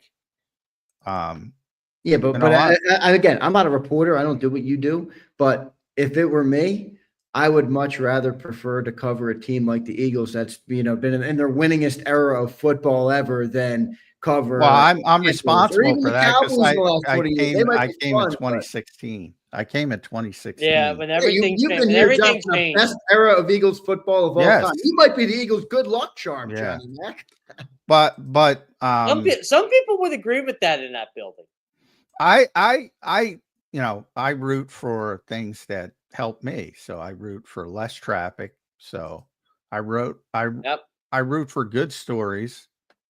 Doesn't matter where they are. It doesn't mean if it's for a good reason or a bad reason. John, I root for interesting people. Like Jordan Mailata is one of the greatest stories ever. I constantly say one of the greatest stories ever. I think people now take it for granted. It is unbelievable what Jordan Mailata and to be there every once it's done, I think the story is going to be told. The NFL films, the 30 for 30s. I think that all that's going to be done. And to be there every single step of the way, to be there in the locker room when nobody else was talking to him, and I was the only one talking. And he rewards you for that. And see the development the entire way. It's not only a great Eagles story, it's one of the great stories in NFL history. Just the development of that particular play, going from a guy who needed help putting on his helmet to being the best left tackle in football. It's absurd. Jordan Mailata still gives me one of my favorite stories of all time because he knows how much I like to talk about the Tush Push. Him and I were just, and Jordan goes, I really need to know what bothers you so much when people like, I said, I'll tell you what it is. When people call it a rugby play, and I'm going to you on this, the guy who told me who played rugby professionally says it's not a rugby play. And yet people still insist it's a rugby play. You can make the argument that that's a slanted source. Well, well, Jordan doesn't like talking about the Tush, but I've said pretty cool. It's funny to me because the coaches are very, they're insulted when you say, it's just bullshit. It's not a real play. They're legitimately insulted by that. The players are like, we're good. It's not about the Tush Push. We're good. Yeah, the only thing I've heard that makes sense, John, is kind of the take that you had on it, we had somebody else on the show actually for the first time, and they made the same argument you did. I'm like, that makes Johnny Mac's been saying that for a long time. I think it was Howard Eskin actually, but he's like, pushing was not allowed in the game of football, like until recently. Relatively. That's the argument. So many young fans don't understand that. Yeah, right. No, they don't. Well, so many young fans don't understand what it's like to watch bad Eagles teams either. Like, 2015, 2020 was the worst year ever. I'm like, I got the 1998 Eagles to sell you guys. Like, you would not have been an Eagles fan growing up watching those teams. I'm telling you. They sucked. It was largely their owner, right? I mean, Brayman and all that. No, Laurie was the owner of the 98 Eagles. 98, yeah. When did Laurie buy him? He bought him in when? 94. 94. They just were, they were unbelievably bad in 98. They averaged 10 a game. 10 a game. They won games like 10-9. It was that bad. I'm actually shocked. I've watched their 3 wins over and over when I rewatch Eagles games. I'm like, how did this team win this game? Like, and they had good play. Trotter was on that team. Dawkins was on that team. Hugh Douglas was on that team. They were bad. They were just bad. Like, they lost Ricky Waters, and it was like, forget it. Like, they had nothing. So to go back to our Randall discussion, because I'm old, I had to he came out of retirement when Brad hurt his neck. In 97. And whatever year that was. And helped them win that one playoff game, and then they got blown out by San Francisco. Then 98, which was the really good team, Brad took back over as the starter. He got hurt again, and then Randall came in and had the unbelievable season until the NFC Championship game. And then by 99, it was more of that. I believe in 99 he got benched, and then Jeff George took over. Yeah, you're right. Because Brad, now did Brad get traded to Washington, or did No, he sign it? he did get traded. A pretty significant trade at the time. Oh, I remember. I remember it was a big deal when Brad went there. Yeah, to Washington, and he had some big seasons with Washington. He's a really underrated quarterback. I remember the Brad first Johnson. game in 99. He threw like some bomb to Michael Westbrook, and I'm like, oh, wow. Yeah. I'm like, the Redskins are going to win the Super Bowl. Yeah, he had a really big season when he went to Washington, and they won like 10 games. He had 4,000 passing yards. They were good. They were good in 99. They were really good. And then he went to Tampa, and I actually got over the hump and won a Super Bowl. So yeah, he's a guy I like him personally, and very underrated quarterback. Like I hate when people bring up like shitty quarterbacks that won Super Bowls, then they throw his name in. He was not a shitty quarterback. No, he's not. He should not be. He's not great. He was not a bad quarterback. Not at all. He was a good. There's nothing wrong with being called a game manager. Yeah. Did you guys expect this for football? You guys have been covering this game a lot longer than I have. My whole life, it's been the norm that football was the biggest sport, really, until I was 12 in 2010. So I'm younger, you know what I mean? But it's really ascended into like this. It's bigger than every other sport. And it's not even close. Zander, it's funny. John probably has more of a better memory of this than I do, but I grew up in the 90s. Like, baseball was up there, then the strike hit. NASCAR was really exploding at the time, but football was, to me, it was always number one, but now it's just up here and everybody's. It's so far above it. No, well, I'm older, obviously, but yeah, in my youth, baseball was by far number one. Right, baseball was the American game, man. Yeah, it's America's pastime. Jeff brought up the strike. It was multiple strikes. That's what crippled baseball, I think. To a certain, obviously, it's still popular, but that's when they got lapped.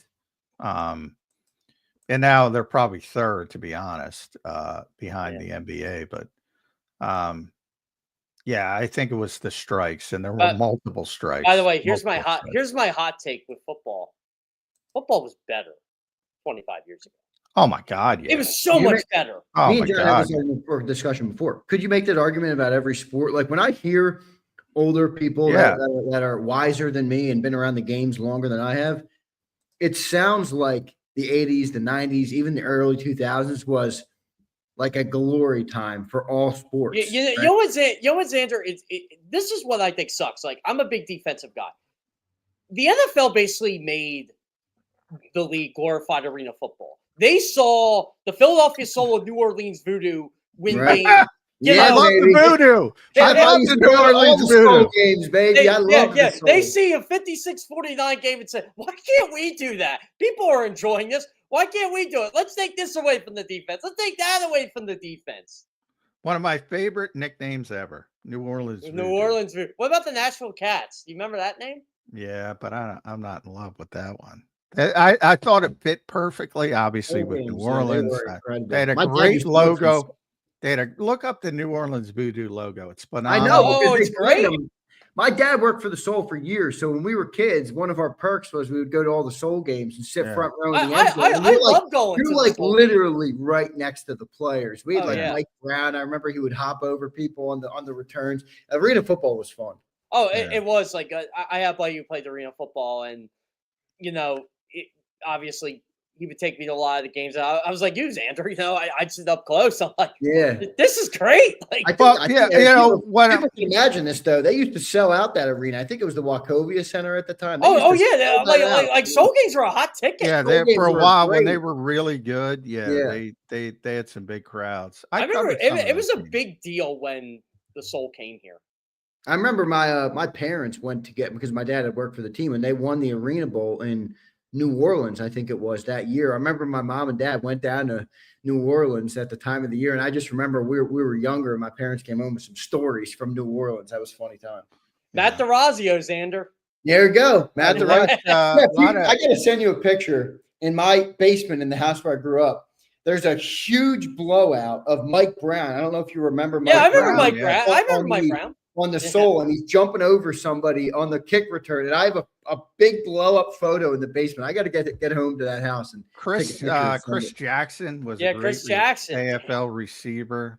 Eventually ended up in Philadelphia. You know who was in the Arena Bowl? Wait, I have a great story on this. So when I was really young, Matt Nagy was in the arena. Matt Nagy was in the arena. Listen to this. Yeah. So I was a heckler when I was younger. All right. I played hockey. I loved heckling. So I was front row, and Matt Nagy's beating up on the soul, and I'm heckling him like crazy. Well, I have no way to confirm this, but I'm pretty sure he had enough of me. And he threw a ball into the stands, and it went right off my head. Like, he threw a ball and it hit me in the head. And I'll never forget these people who were up in the box seats sent me down ice cream. I was like 8 at the time. You know what I mean? And I got hit in the head with a ball on the sideline. And then I got ice cream gifted. And that's how I've always remembered Matt Nagy, just as the dude who hit me in the head with the football. At the Matt Nagy. Yeah, there you go. Dan Radaball. Remember Dan Radaball? I remember that. Tony Graziani. Yeah, Tony Graziani. He was a stud. I remember when the Souls signed him. Stud AFL quarterback. Tony Graziani. Clint Sterner. He was a stud AFL. And we all know the reason AFL really blew up when Kurt Warner was playing for those Iowa Barnstormers. Actually, he didn't play that much. It was just the funny thing about that. Kurt Warner's a great story too. Oh, when you talk about NFL stories, stock and shells. He's a great. Dick Vermeil could talk. Yeah, Dick Vermeil's crying. Thought his season was over because Trent Green got hurt. Because Trent Green got hurt, and Kurt Warner just explodes. I'll tell you what, John. One of my favorite playoff games to watch. We'll bring back your Vikings here. That '99 divisional playoff game. It's just a shootout. I think the Rams scored like on their first 3 offensive plays. Oh yeah. Well, God. The Vikings had Robert Tate, who was a wide receiver, and they switched him to cornerback. To try to deal with Isaac Bruce. It did not work. Yeah, it did not work. But I digress. Those are some of the teams I covered. But Jake Metz too. Yeah, the Eagles used to bring him in every year to the training camp when he played for the Soul. Then he would come in for the Eagles. I remember in my early days, like when they would sign those Soul guys for the last week, they'd be like my most clicked articles because so many people love the Soul. Yeah. They thought it was great. They're like, yeah, Jeff, and I remember people would say in the comments, yeah, Jeff, I know he's not going to make the team, but man, do you think he's really going to play on Thursday? I said, he's going to play. That's why he's here. That's why he's here. Yeah. They're like, oh, I'm going to go to the last preseason game. And people would go and watch it. Jake Metz, baby. 2 years in a row, they brought him in as a late training camp body, I believe. So, good times with the Philadelphia Soul and the New Orleans Voodoo. We haven't gone on our NFL Europe tangent yet. But to the point of my games, I did want to go. Yeah, well, that was great. Barcelona Dragons. Brad Johnson was Brad Johnson's in NFL Europe. American. That's where he kind of got his sort of mojo. John, do you probably know the rule better than I do? But wasn't it like? Didn't you get like extra roster spots? Yeah. Well, no. Something like that if you send them over. You could send people over as designated players if you wanted to, but a lot of teams didn't want to because injuries and concerns like that.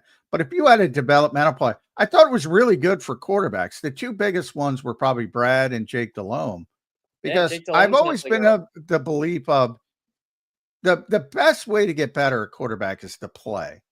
And obviously, if you're a backup, you can't play unless the starter gets hurt. So back in those days when you had the World League of American Football, they send some developmental quarterbacks over there, and a couple of them, Brad most notably, and Jake. Kurt played there as well, I think. Yeah, Kurt was over. I think Kurt played for the Scottish Claymores. Yeah, he was better in the World League than he was in the Arena League.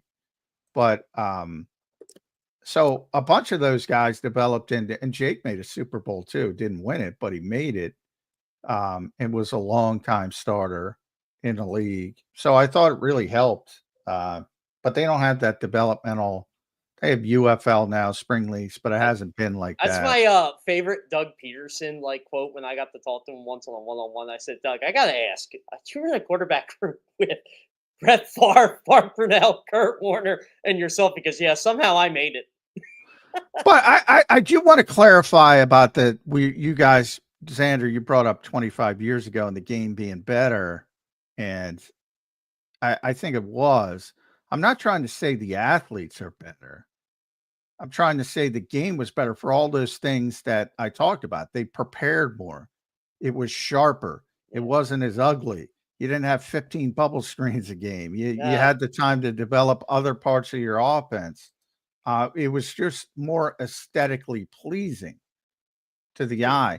And part of that, as expanding to other sports, is also the analytics part of it, where, people have figured out, and there's nothing wrong with it because that's their job.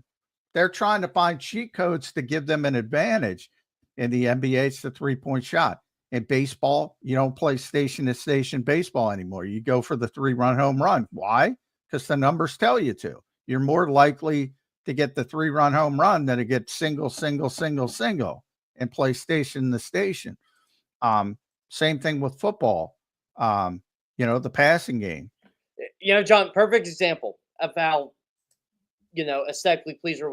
Like in basketball now, you were told not to take oh my God, a 2-point jumper. Like both of Michael Jordan's game-winning shots in NBA Finals today are considered bad shots. Yeah, the mid-range game is basically dead. And every once in a while, when you get somebody like Brunson who can do it with the Knicks, and Bill Nova guy for Philadelphia people that remember, it's you're in awe. Look at this guy dominate. Like the way his dad played. That's probably the one I wish I saw the most, more than football, was basketball. Which sport has fallen off, or the quality of the game has gone down the most? Would you say? Is it NBA? Can I say the NFL? Sure. I think it's the NFL. I really do. Wow. For me, it's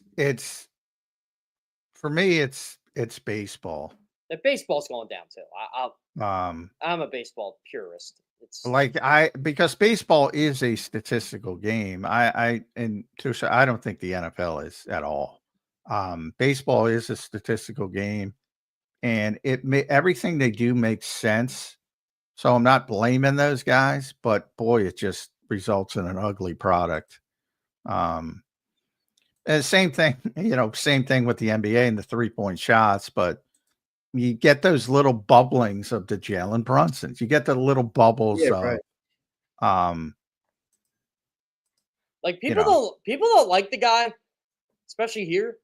But when Joel Embiid was dominating, it was a bit of a throwback. It was not really. Not really. They agree because he pulled up 3-pointers. Yeah, he's shooting threes. He's not posting up people on the block. Which is what I wanted him to do. He was playing defense. When I watch NBA now, he's a rim protector. Craving for fundamental basketball. Yeah, like where is the rebounding, the boxing out, getting the ball down on the low post? Like it's just not the game anymore, man. It's so many. And honestly, I think that's why people love inside the NBA so much, because you have guys from that era telling you the modern game sucks. Like it's so funny to watch Shaq, who was so dominant. Charles Barkley, Kenny Smith was a really good player. People forget that. And it's just funny, like hearing this guy talk about an era I grew up watching. I'm like, they're not wrong. Yeah. No. Well, and I always say, and it was funny, of all people, I heard Reggie Miller talking about it on one of the broadcasts. There was a fast break, and this is one of the greatest 3-point shooters of all time. And there was a fast break, and the guy veered to the 3-point line. And Reggie's like, what are you doing? You got an easy layup. But no, that's where they're taught. It's like, to me, my favorite team ever in any sport at any time in my youth was the Sixers, was the Julius Erving Sixers. Oh, man, that was my dad's too. He says the same exact thing. They were so good. My dad tells me the same thing, how good that team was. My dad loved that team. The most exciting moments were Mo Cheeks running the break with Julius Erving on one wing and Bobby Jones on the other. And it inevitably ended with a dunk that exploded the building. And if you do that today, Julius Erving and Bobby Jones are veering to the 3-point line. I'm like, you're taking away the greatest. Oh, I do that too. I'm like, what are we doing here? Right. Like, by the way, so my favorite moment of the NBA play, and again, I can't stand Knicks fans to my very core. I think they're the most annoying fan base on the planet. So when Tyrese Halliburton pulled the Reggie Miller choke thing at the first half, I'm like, oh my God, Reggie Miller's calling the game. This is glorious. And people are like, what's so significant about that? I'm like, brush up on your 90s basketball, boys. Reggie's like, had some moments at Madison Square Garden. Let me ask you what you guys think of this, all right? Because I was saying this. We were on Xander Time after Birds 365 one day. We were talking about this when the NBA Finals were set. And I don't know. I understand I'm younger, so maybe you guys can bring more context. But I said, when I was younger, which is when you were young and you watch sports, it's anywhere from age 12 to age 18, 20, where you really remember it, right? Even when I was younger. I watched LeBron versus Steph. I watched KD. I watched, late Kobe Bryant. I watched some of these things, and I'm like, those guys were superstars. I watched today, and I'm like, Shai Gilgeous is a great player.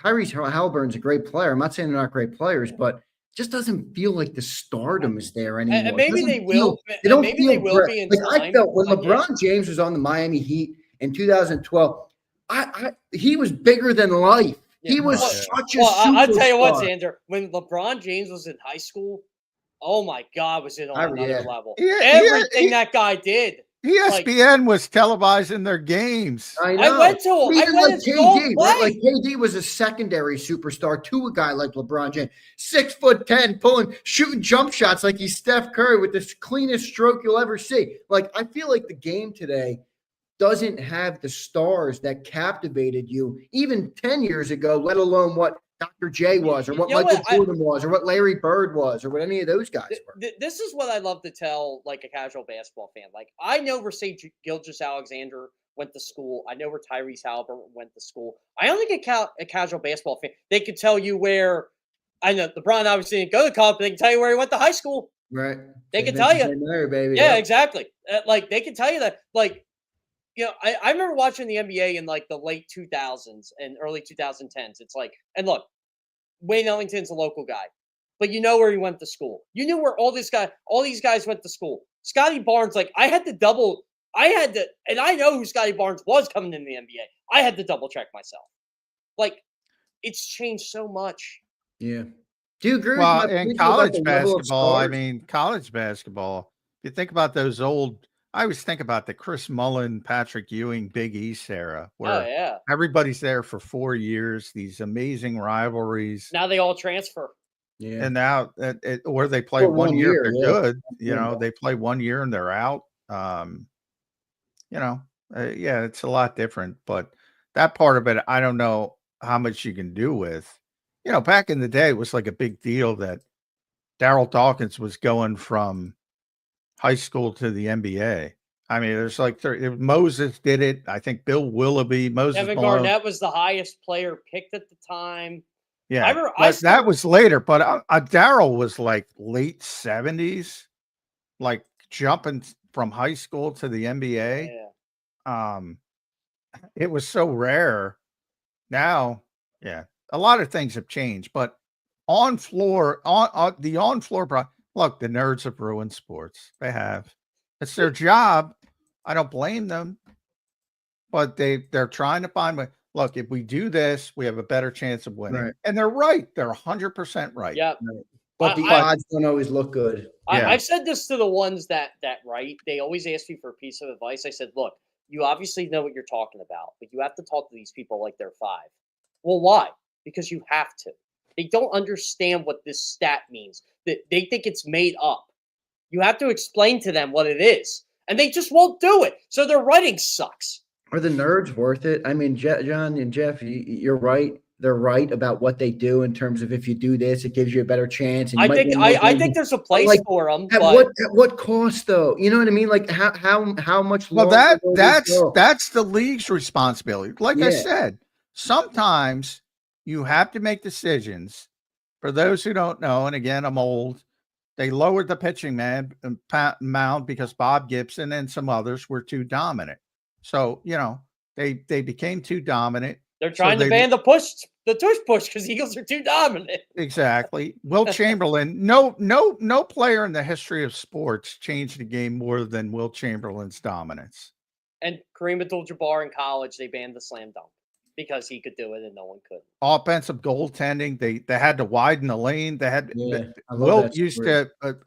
People think it's a joke. It's not a joke. He was such a great athlete. He was a bad free throw shooter. He used to just run up and lay it in. Because in other words, he would jump from the free throw line and just lay it in. What bothered my pop-up for years, and my pop-up died in 2007. He was 82.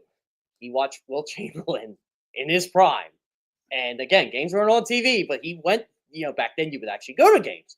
And he said, I'll tell you what, don't ever tell me Bill Russell's better than Wilt Chamberlain. Because it's just not true. Tell that to Sonny Hill, man. Sonny Hill's like our last. That's the old thing. That's how long championships have been around. And people can't recognize that people would argue, not a lot. I mean, most people knew Wilt was better than Bill Russell. But you have a solid core group of people, because the Celtics won like 11 titles. Yeah, but Wilt did beat them one year. He got over the hump. He beat them. Wilt had 2 or 3. I forget what he had, but those Celtics teams had Hall of Famers all over. They had Cousy, they had Casey Jones, Sam Jones, Havlicek, on and on and on. Yeah, I mean, I think the top 8 guys made the Hall of Fame. Who were the Hall of Fame teammates Wilt played with? Billy Cunningham, and that was the second time. That was when he came back. Well, the 66-67 team. That's one of the greatest teams ever. Yeah, well, it was voted the best team ever when they did one of their anniversaries. It was the 50th anniversary. 50th. And we got to remember the 96 Bull, was it 96 or 97 Bulls that year? Then they kind of passed them. But that 66-67 Sixers team, because remember who they had to get over was those great Celtics teams with all the Hall of Famers. And they broke the dynasty. Yeah. And obviously they were led by Wilt Chamberlain. I think they had the largest at the time. They had the largest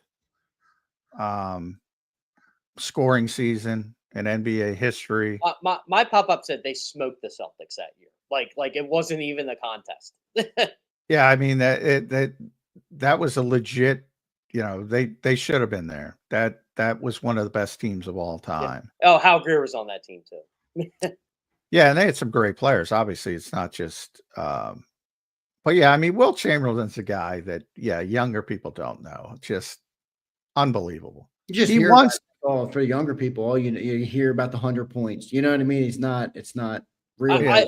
It's not real to them. He once played more minutes than there are in an NBA season because of overtime. I can tell you because of talking to the Herb. Every stinking minute. The Herb McGeeves of the world would tell me how Wilt Chamberlain shot 3 throws. It's incredible. And you guys agree with my point though about the stardom today? And again, I'm not trying to take a knock at the players today, but the finals here, you got Shea versus Tyrese are the 2 big stars on the respective teams. And the reason this came up is because I was watching the Western Conference Finals with my cousin, who's a major Thunder fan back when they became the Thunder, and he loved Kevin Durant. And I'm like, boy, that Thunder team, back when they lost, when they obviously had Harden and Westbrook, but even post then, that was such a polarizing a captivating team. I don't feel like the Stars today this team, they're just 9-10 deep and they just beat you. And I feel like Shea is great. They're doing line changes on you. I would say give them a chance. I mean, they are in a transition phase, but that's true. Anthony Edwards, I thought was going to break out, but you know what? He's got no mid-range game. No, not at all. All he does is shoot threes or drive to the hoop. Now, if he develops that, Cooper Flagg might be the next. Yeah, they think he's going to be. We'll see. By the way, also pet peeve in the NBA.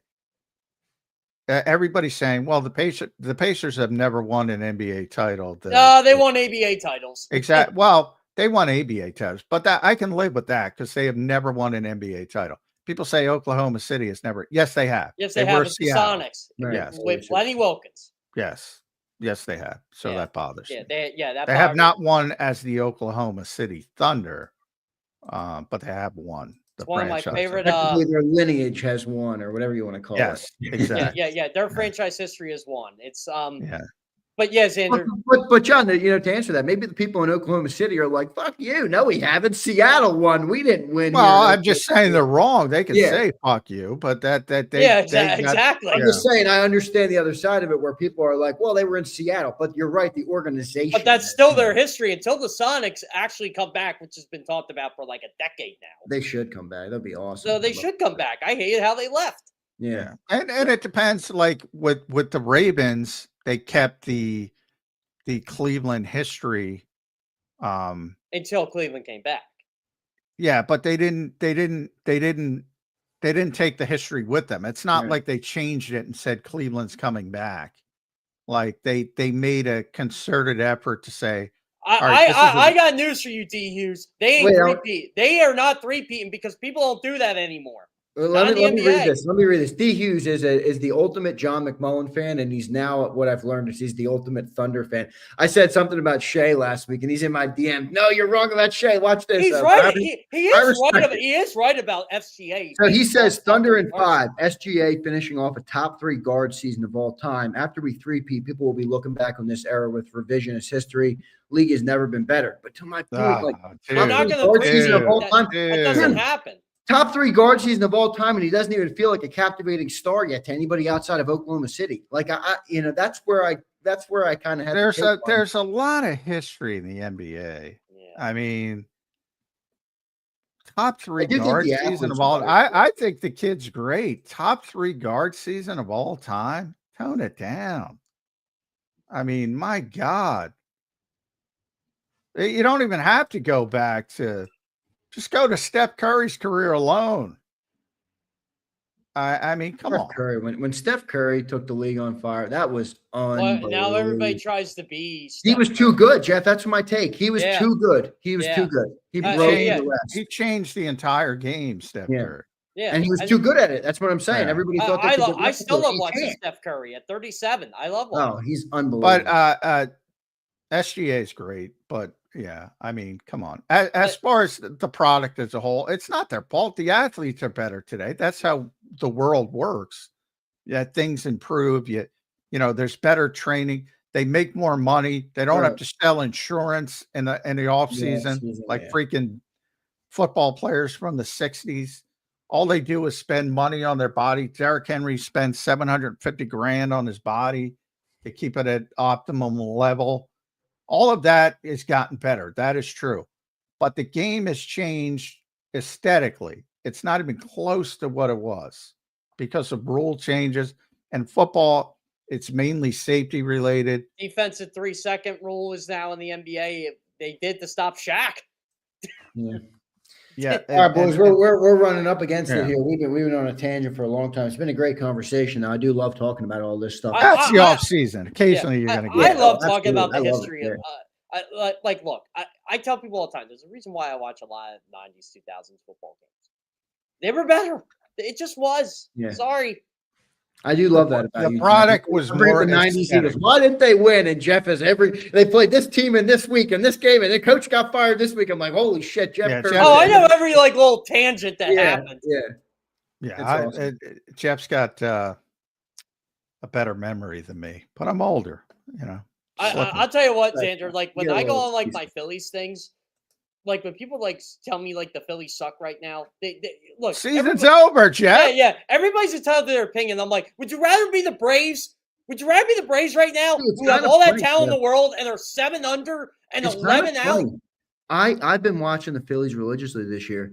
I kind of have the opposite take on all of Philly. I think the team has a really good chance this year to win. If they get hot, they got starting pitchers. Yeah. They got, and the bullpen, when it plays well, is there. I think they could use another arm or two in the bullpen. But outside of that, I feel pretty good about the Phillies. Exactly. They need another bat. They need another arm or two in the bullpen. They'll get that. I just try to tell people they're not making a move on June 5th. I don't know, guys. I've been told by multiple reputable sources. The Congrats. season is over. Yeah, they lost the 54th game of the year, so they're hanging up, everybody. All right. The season is over. I'll tell you what, the only absolute I got on this baseball season is John's favorite player, Aaron Judge, is winning the AL MVP. Yeah, that's the only I called that, I got. and I called that the first week. I called the AL MVP race in the first week. My favorite baseball argument today, and I will just do it just to piss people off to no end. Who is a better player, Aaron Judge or Shohei Ohtani? And I just love to kick the hornet's nest on it because I'm like, because everybody goes, "Oh, Ohtani does this, Ohtani pitches." I'm like, hasn't pitched in 2 years. Oh, he still pitches. I'm like, he still pitches. I'm like, Shohei Ohtani is in theory. Is he done?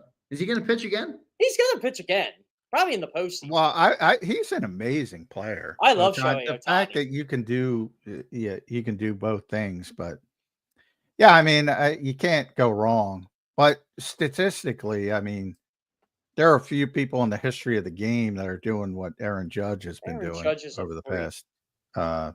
I mean, and baseball's been around for a long time. Yeah. I mean, you think about it in the postseason, though. I mean, he's a New York Yankee. That comes with the territory. No, yeah, he shits the bed in the postseason. We know how that works. That's all people care about.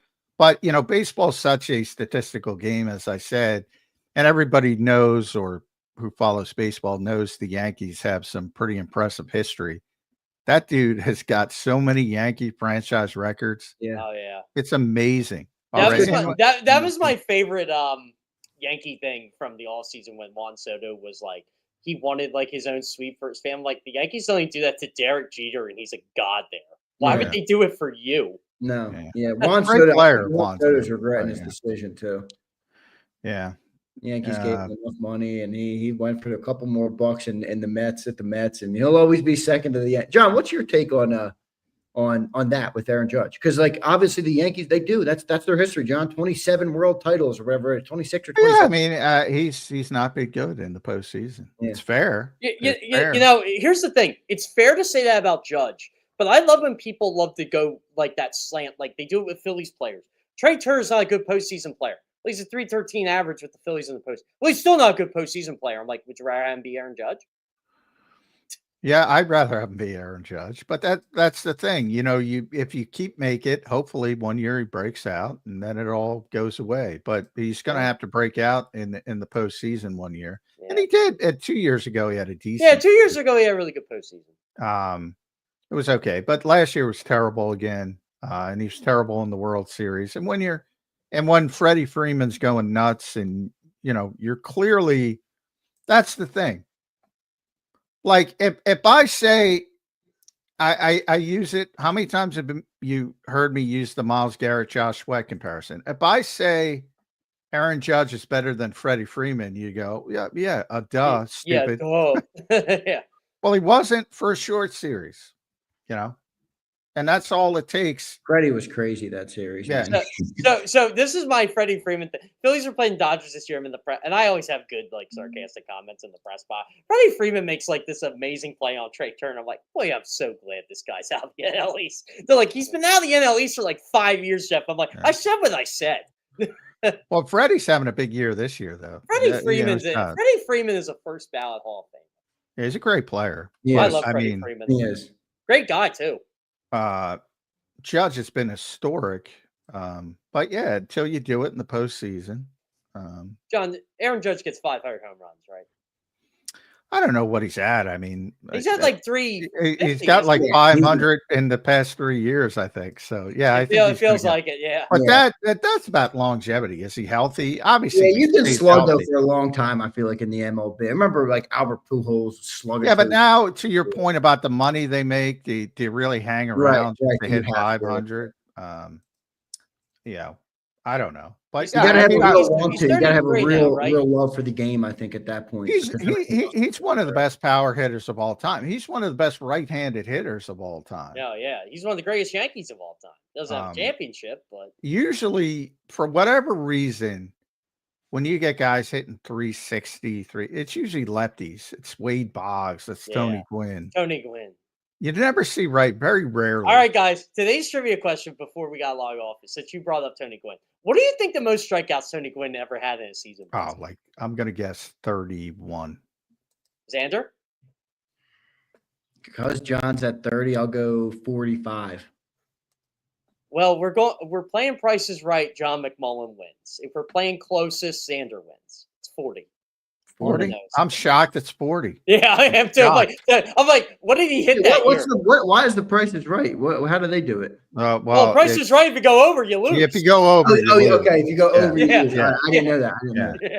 I'm not a Price Come is on, Right. Zander. Don't you watch the showcase? No, I don't watch shit, Jeff. John will tell you. If he brings up a show on the show and I'm like a stenot, I have no idea what he's talking about. Yeah. If All you right, go over, we're way overtime. Jeff, we're over. We're overtime. We're Price is Right. You gotta do Birds 365 overtime, like Good Morning Football. I know we're gonna have to one day. Jeff, thank you for doing it, man. I'm gonna get John's final thoughts. We appreciate you, Jeff.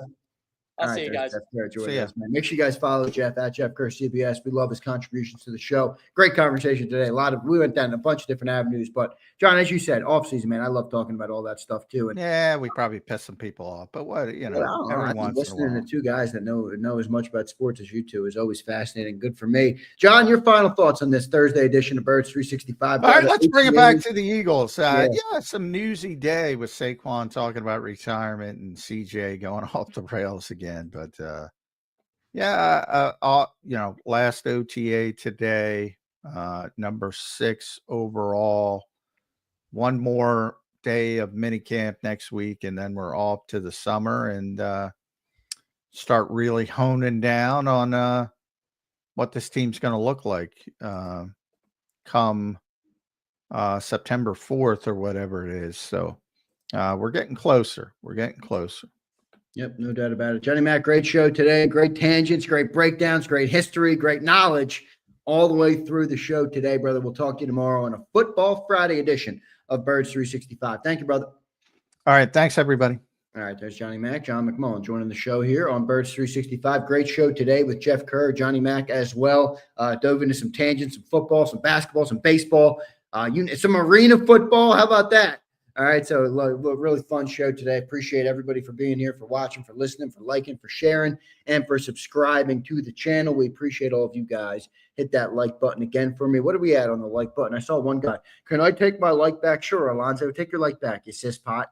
All right, good night. It's like an airport. I got to announce my departure. I got to announce. Can I take my like back? Shut up. Good night. The tears in the chat. I thought that was a great segment. I love listening to the history of the games and people that watched, the things that I didn't get to watch. So definitely a cool segment there with Jeff Kerr. I love D. Hughes' commitment to SGA.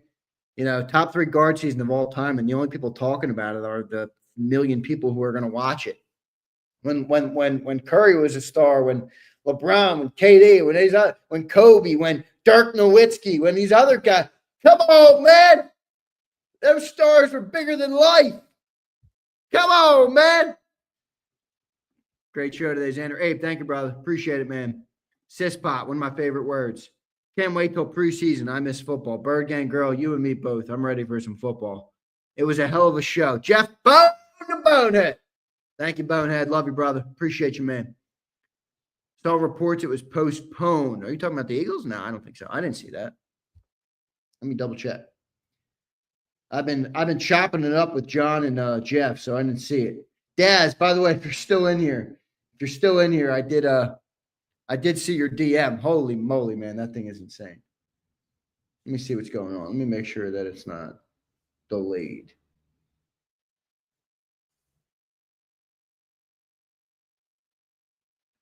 No, I didn't see anything on that yet. So we'll see. We will see. All right. Jeff impeding on Xander time. That's all right, Chuck. I thought today's segment was great, man. I thought it was great. Ian East, thank you, brother. Appreciate it, man. Xander, get off SGA's nuts. I am not on his nuts. I'm actually the opposite, but I appreciate you, Pump. All right. Appreciate you, Lil Pump. Does J-Mac get a ring, too? I'm not sure. Best damn truck I've ever seen. That is a crazy truck, bro. Ethan says, see you later today. Say, Ethan, where are you going? I'm just kidding. Later, bro. Catch you later. Ring ceremony. Oh, the ring ceremony was postponed. I saw that as well. Is that true? Because I think it was supposed to be tomorrow, right? Thought it was supposed to be tomorrow. J-Mac should get a ring. Joe. James Jones, Zander, good stuff today, man. Hope have a good day, dude. James, you too, brother. Appreciate you for being here. As always, our resident commie fan is you, James Jones. We appreciate you, brother. Although I got bad news, man. Your commies are taking a step back this year. I'm sorry. Jaden Daniels might not, but you win 11 ball games or 12 ball games last year. I'm taking the under on 12. James, I'm taking the under on 12 wins for your communist. Okay? I'm taking the under on 12. Who's got the over or under 11.5 wins for the communist? Who you got? What do you got? Over, under. 11.5 wins for the commies. Over, under. Chuck says under. I'm with you, Chuck. I'm going under. Logan says, who will replace Barkley when he retires? I don't know. We don't have to worry about that yet. Joe Whip, under. Ben Dover says over. The report is that the jewelers need more time. That makes sense. Honestly, it was a quick turnaround for all those rings. It wouldn't surprise me at all. You ever dealt with a jeweler, Killer Tomato? It takes some time. Take some time. A lot of unders in the chat. Under. Ring ceremony was delayed, the rumor, because of the dent in the trophy. Really? I saw the dent in the trophy. Someone posted that up. So everybody's taking the under with me. Keese is taking the over. Holy shit, Keese. Mad Dio, under by a mile. What do you mean by a mile? How many games are they winning? 8? 9? I got them third in the NFC. Eagles, 13 wins. Cowboys are going to win 11 games. Commanders going to win 10 games. That's what I got. All right. Yeah, 12-5 Keese is good to improve on, bro. You think they're going to get better from that? Remember what Johnny Mack always says, Keese, regression to the mean. Like, it'd be one thing if they won 9-10 games this year, which was a steady improvement of where they were.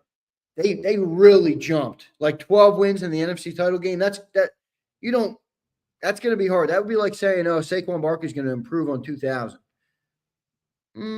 Odds would say probably not. Washington, 10 wins. Ian East, that's exactly what I got. 9 wins, Dio. All right. The Liberty Bell has a crack. Freedom still rings. Fuck a dent. That's the most Sig Lord comment I've ever read in my life. Who dented the trophy? I don't know. It might have been Nolan Smith at the parade. Dude was sauced. Remember when he walked by our float, Joe? He got off the parade bus. He's running around. He picks up a baby. He puts a baby on his shoulders. He walks away with the baby. That was hilarious. Nolan Smith was feeling it at the parade. That was a great day. I was talking about the parade. Joe, I don't know if you were here yesterday, but I was talking about the parade yesterday. That was such a fun day, man. That was such a fun day. Same guy who hit Roseman with the beer can, most likely. Zander, you will never get to see the Kelly Green away whites. Yeah, I love those, man. I love looking at pictures of those. Tougher schedule and people got tape on JD5. I'm with you. Yeah, I believe my kid. That's not good, yo. I don't know what that means. Who's winning Stanley? I fell asleep in the game last night, dude. It went to overtime. Overtime 1 ended. Let me look. I didn't even look this morning. Oilers won in overtime. Oh, wait, did they score at the end of overtime? Tell me they scored at the end of overtime. I went up with literally a minute left in the overtime. 2 minutes left in the overtime. Where'd that goal come? Let me look. Leon Draisaitl. He's unbelievable. Lee overtime. When did that game end? Because I swear I watched damn near the whole overtime.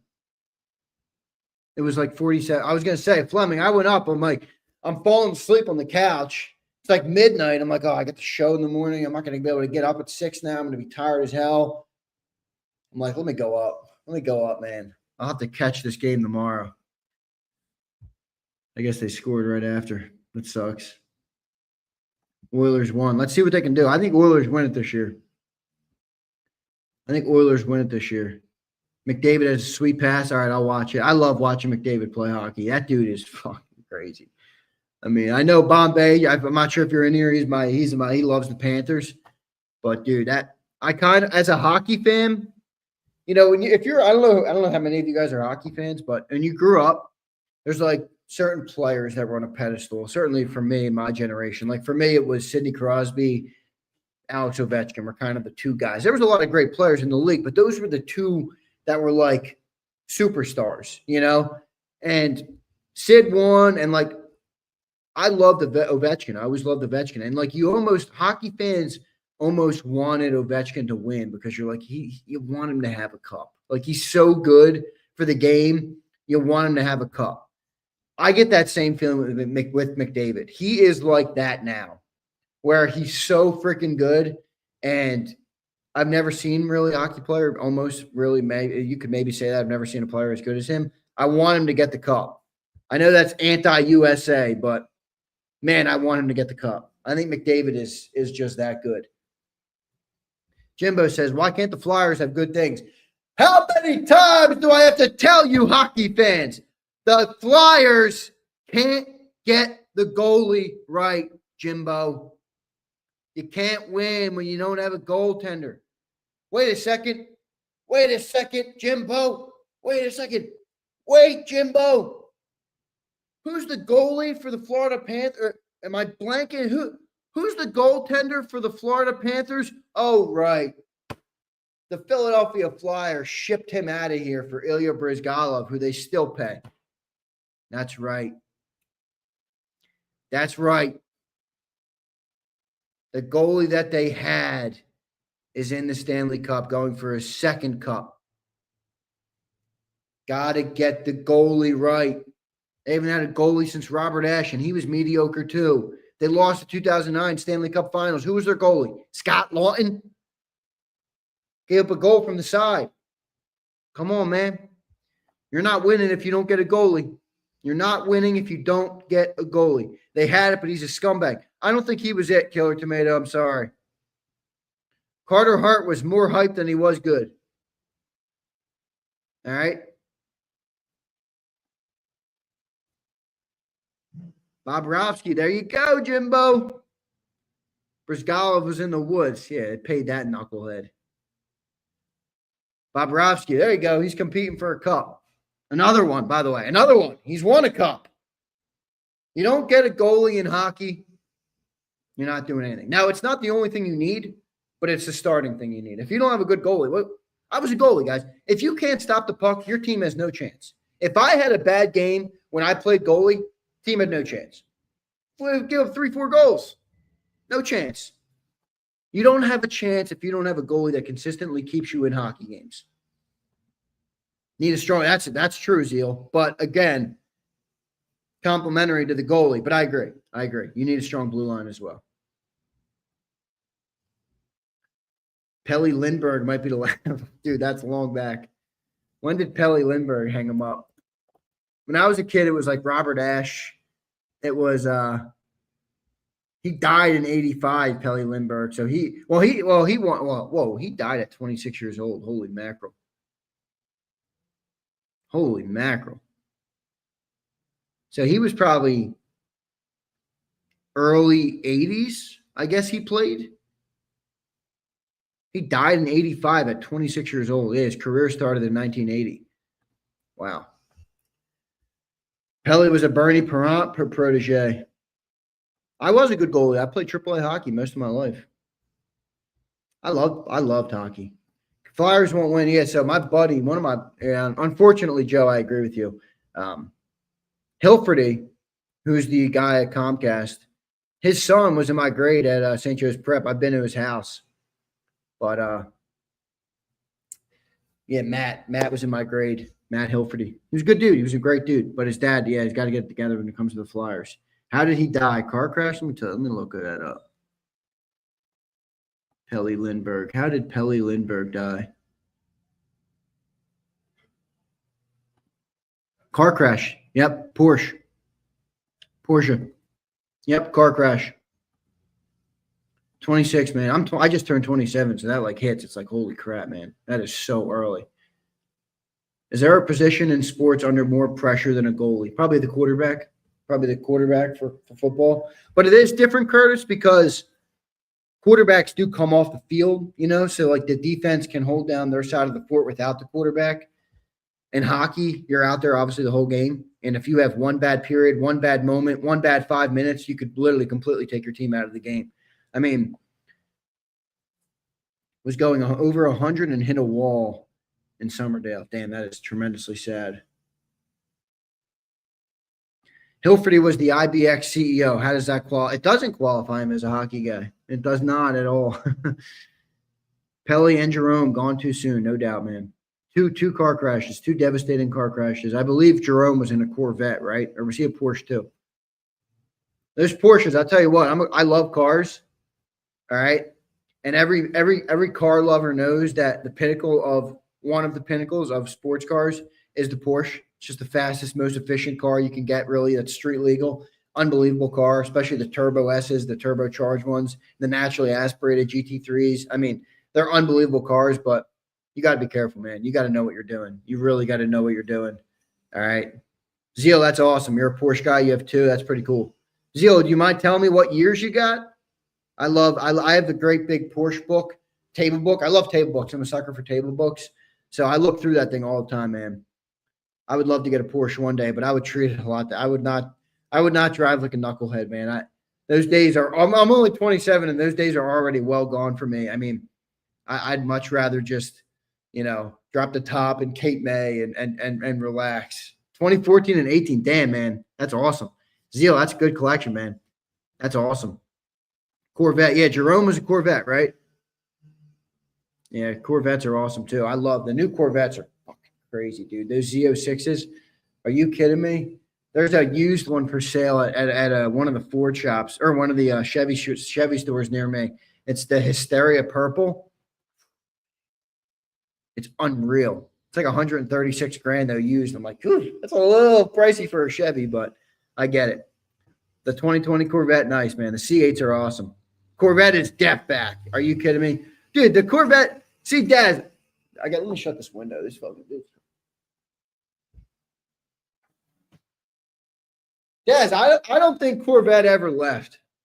Like, I get it, but those Z06s and ZR1s, even of the C7, are you kidding me? Those cars are fire. So one of those drove by me the other day. I was like, damn, that's a head turner. That's a head turner.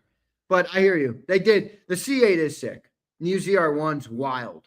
Wild, man. Wild. Over 1,000 horses, man. Whew. Unbelievable. I'm a Mustang guy too, bro. I love Mustangs. Have you seen the GTD? Oh my God, that thing is crazy. Basically like the Nürburgring, the Porsche, the Ford version of a Porsche, with the way that thing goes. I've been looking at a new one. Guys, remember I was telling you guys I was going to trade my truck. I never traded my truck, so I still got the same truck. But the guy at the dealership keeps calling me, and before I get married and have kids, I'm like, do I get another Mustang? Do I get a Porsche? Do I get a Corvette? Do I do something like that? Like, I can drive a truck my whole life. Do I want to get something fun before I have to get something where I have to lug kids around, man? I think I do it. Jimbo says yes. He said, I should have told you guys this because now you guys are going to tempt me. GTs are nasty. I'm not getting a damn bike, Izzy. Shut up. Get that Toyota. Now, I'm not a Toyota. M-Reyes. The minute you guys started calling your Tacomas tacos. Now, what I like, Daz, is I want the manual. I think I'd go base, dude. Like, the problem with these cars nowadays is, and they look great, don't get me wrong, but like the GT premiums nowadays that they came out with, they look sick. They got these awesome wheels, the performance packages, big, beautiful spoiler on the back. They look dope, but dude, like the 25 grand worth of upgrades. I'm like, come on, man. Now I'm like in Corvette range. I'm in BMW range up to 70 grand. Like the Dark Horse is sick. I love the Dark Horse, but I don't know, man. I'd almost rather buy a base GT and mod the hell out of it. Get some upgrades to it. You're still getting the same motor, I struggle with that. Like, but here's the other problem that I hate the Cybertruck, Izzy. I'm not a fan. I tried to like it. I'm just not a fan. It's just not my style, man. It's not my style. My thoughts exactly. Madber, here's the problem. Ready? Here's my personal grip, is that I understand how much there's so much money there. All right.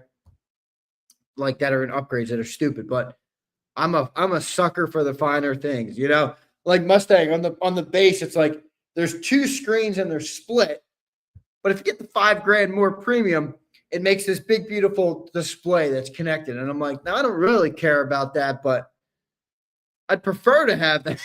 I'd prefer to have that. Now, how much do I want to pay? I don't know. You know, I don't know.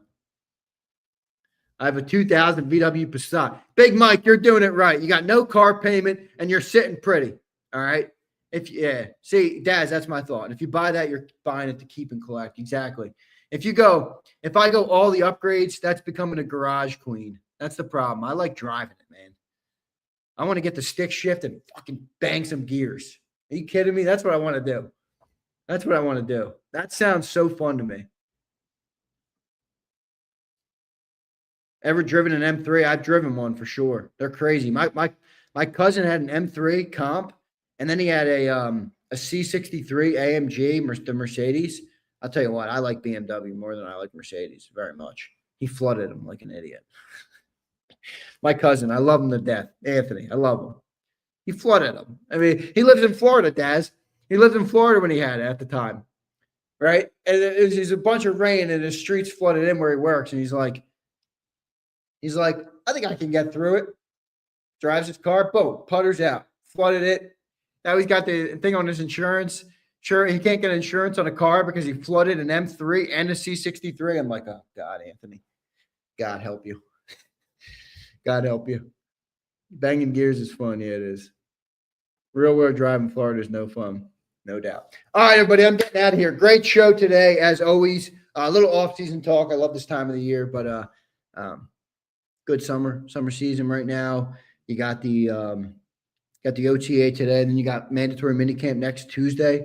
All right, so great stuff. No fun up north. Daz, I'll take it, man. I will live with the repercussions of having a real drive car for the fun. All right, for the fun that it brings you. Take it easy, Zay. You too, M. Reyes, and your taco. I need a new vehicle. I want to trade my mommy because they're giving me too much value on my truck right now. I'm so in the positive on the thing. I could pay it off and just chill with it. I don't know what to do. Maybe I'll be like Big Mike, just pay off the truck and keep the thing. Drive to 150K and be an old geezer. But hear me out. I'm 27. Aren't I going to be doing that soon anyway? Aren't I going to be that guy soon with kids and a wife and a family and a house and all these things? Then I'll be like, give me the paid off truck. I'm not buying no damn Mustang until my kids are out of the house and I got extra money, you know? Ooh, Joe Whip, you're going Rivian. Mo Mommy says, sell your Kango collection. Never. I'll never do it. Zeal says you have plenty of time. Yeah, but Zeal, I also think like it'd be a nice time to have it now. Mustang, you're getting a station wagon. That's funny. Toyota will last you life. No, they won't, M-Race, that used to be true with Toyota. Have you looked into the new Toyotas? They put 150,000 brand new engines in the Toyota Tundra. 150,000. Come on, man. Today's Toyota is not the old Toyota. It's not. If it was, you're probably right. Dodge Demon, don't tempt me with that. Bro, I can't because I live too close to the city. I would love to buy a Challenger red eye. I would love it. But you just can't. They're too much of a target nowadays, man. They really are. You drive through the city in one of those things, not good. I'm not into it. I'd rather check out on it. My dad buys a new car every 6 months. Zeal, I actually think this is the other way to do it. Like if you're not going to like keep your car forever and have no payments, just fucking switch them out quick. If you do it smart, you can do it and not lose any money. Like the first, when I actually had a Mustang, I made money on it. I made money on it when I put like probably 10,000 miles on it at least. Made money on that thing. I'm gonna get a car within 2 years, and I'm gonna get a new one soon too. I'm creeping up on 150. Nice. I'm up to like 65 in my truck. So I'm still low. I'm still pretty low. All right. Yeah, but Daz says, Daz, what years though? These new Toyotas are not the same. I'm telling you. These new Toyotas are not the same. My son's Toyota. Again, Momami, what year? I said this. The new Toyotas are brutal. Ian E. Zander says, Zander, do you have any? Oh, I saw your DM. My bad. I forgot to ask John. I have no clue, Ian. I'm not going to lie to you. No idea. No idea. I'd have to double check for you. I'll see what I can do. He just traded a Bronco and got more than what he paid. Exactly, Zio. That's the other line of thinking, Zio. If you trade him quick enough, you can kind of make out. The red eye is a big boat. Yes, it is. But I'm a sucker for the old school Challenger. Like when it was a classic American muscle car, I feel like it's kind of changed now, but they're dope. They're dope. All right, everybody. I appreciate you all. I appreciate your insights on the cars as well. You guys get me going though. Where's my boy Chad Whitaker? He's always in here. He's sending me, Daz, you'd appreciate. Chad always sends me the single cab 5.0 Coyote F-150. He's like, get this. You'll have fun. And it's a truck too. I'm like, yeah, you're right. I'll have fun in that. Thing's a little death trap. Single cab, 5.0 motor in there. Supercharge it. Are you kidding me? Are you kidding me? Oh, you've owned Mustang 65. 65 is one of the best Mustangs ever. 98, 2002. Nice. Was 98, was that Fox body? Or was that? No, that was Fox body, right? In 98? I think so. I'd have to double check. All right, everybody. I appreciate you all for tuning in. Maybe you guys will just entice me to go and shop for some cars today. I'm not going to do anything, but I'll look at them. It's always fun to look at them. Watch some YouTube videos. All right. We'll see what I do. All right. Appreciate you all doing it. Hit the like button for me. You guys are the very best. I appreciate each and every one of you. See you next time, everybody. You've been listening to Birds 365, the destination for the passionate Eagles football fan who bleeds green. If it's Eagles football, we're talking about it. Debate, inside the locker room, and guests that are some of the greatest football minds from around the region. We hope you enjoyed the show. We know we had a blast. Make sure to like, comment, and subscribe, and we'll be back soon. But in the meantime, hook up with us on social media at JAKIB Sports. See you next time on Birds 365.